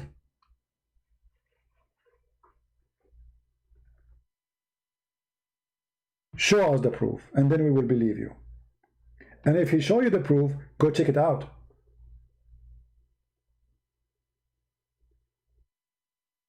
The Lord, he said, not everyone says to me, Lord, Lord, will enter the kingdom of my Father, but the one who do his will. What does that mean? There's many teachers will come to you saying, Lord, Lord, God, God, Jesus, Jesus. They change their format, they change their names. They are the same as wolves who come to you in the clothes of a sheep, but they are wolves. So, are we going to follow whoever says to us, Lord, Lord? No. From their fruit you shall know them. And the Bible says, anyone who brings other scriptures other than this, he is from the devil. He's satanic. We don't have other scriptures. And we have no better than Jesus. Actually, even Muhammad, the faithful Muhammad himself, he could not claim to be a prophet without using the name of Christ, because he knew how good it is. When somebody want to poison you, he put poison in your favorite dish. And this is what Muhammad he did. You love Jesus? Oh, I believe in Jesus. Oh, you believe Mary is virgin? Oh yeah, I believe in Mary is virgin. Just follow me. Satan, he try always his best. What do you like? He try everything. Sex, gambling, drinking, cheating. It doesn't work with you? We come to you from the door of God. You are religious? No problem. I will come to you from the door of God. He will try to fool you as a teacher who is a wolf, but he come to you in the clothes of a sheep. We've been warned. We've been taught. We've been told. If you are a fool, that's your problem. And if a fool like Muhammad can fool you, how fool are you, my friend? As you see, this guy, he cannot even stand an examination for 2 seconds. The Muslims, they tremble to explain the Prophet's stupidity. Thank you all for being here. May the Lord bless you. I'm so glad to have you all. Tell me if you think it's good to make other time schedule, because I'm thinking to keep it the same way as now, you know, so we can get more and more people, but I might do it in some other time too, if other people from other location, territory, they like me to do some broadcast. Thank you very much. God bless you. Christ is Lord. Islam is false. And see you soon again. This is your Christian Prince, brother, humbly was with you, serving you, searching and sharing the truth. And may the Lord bless us all. Thank you.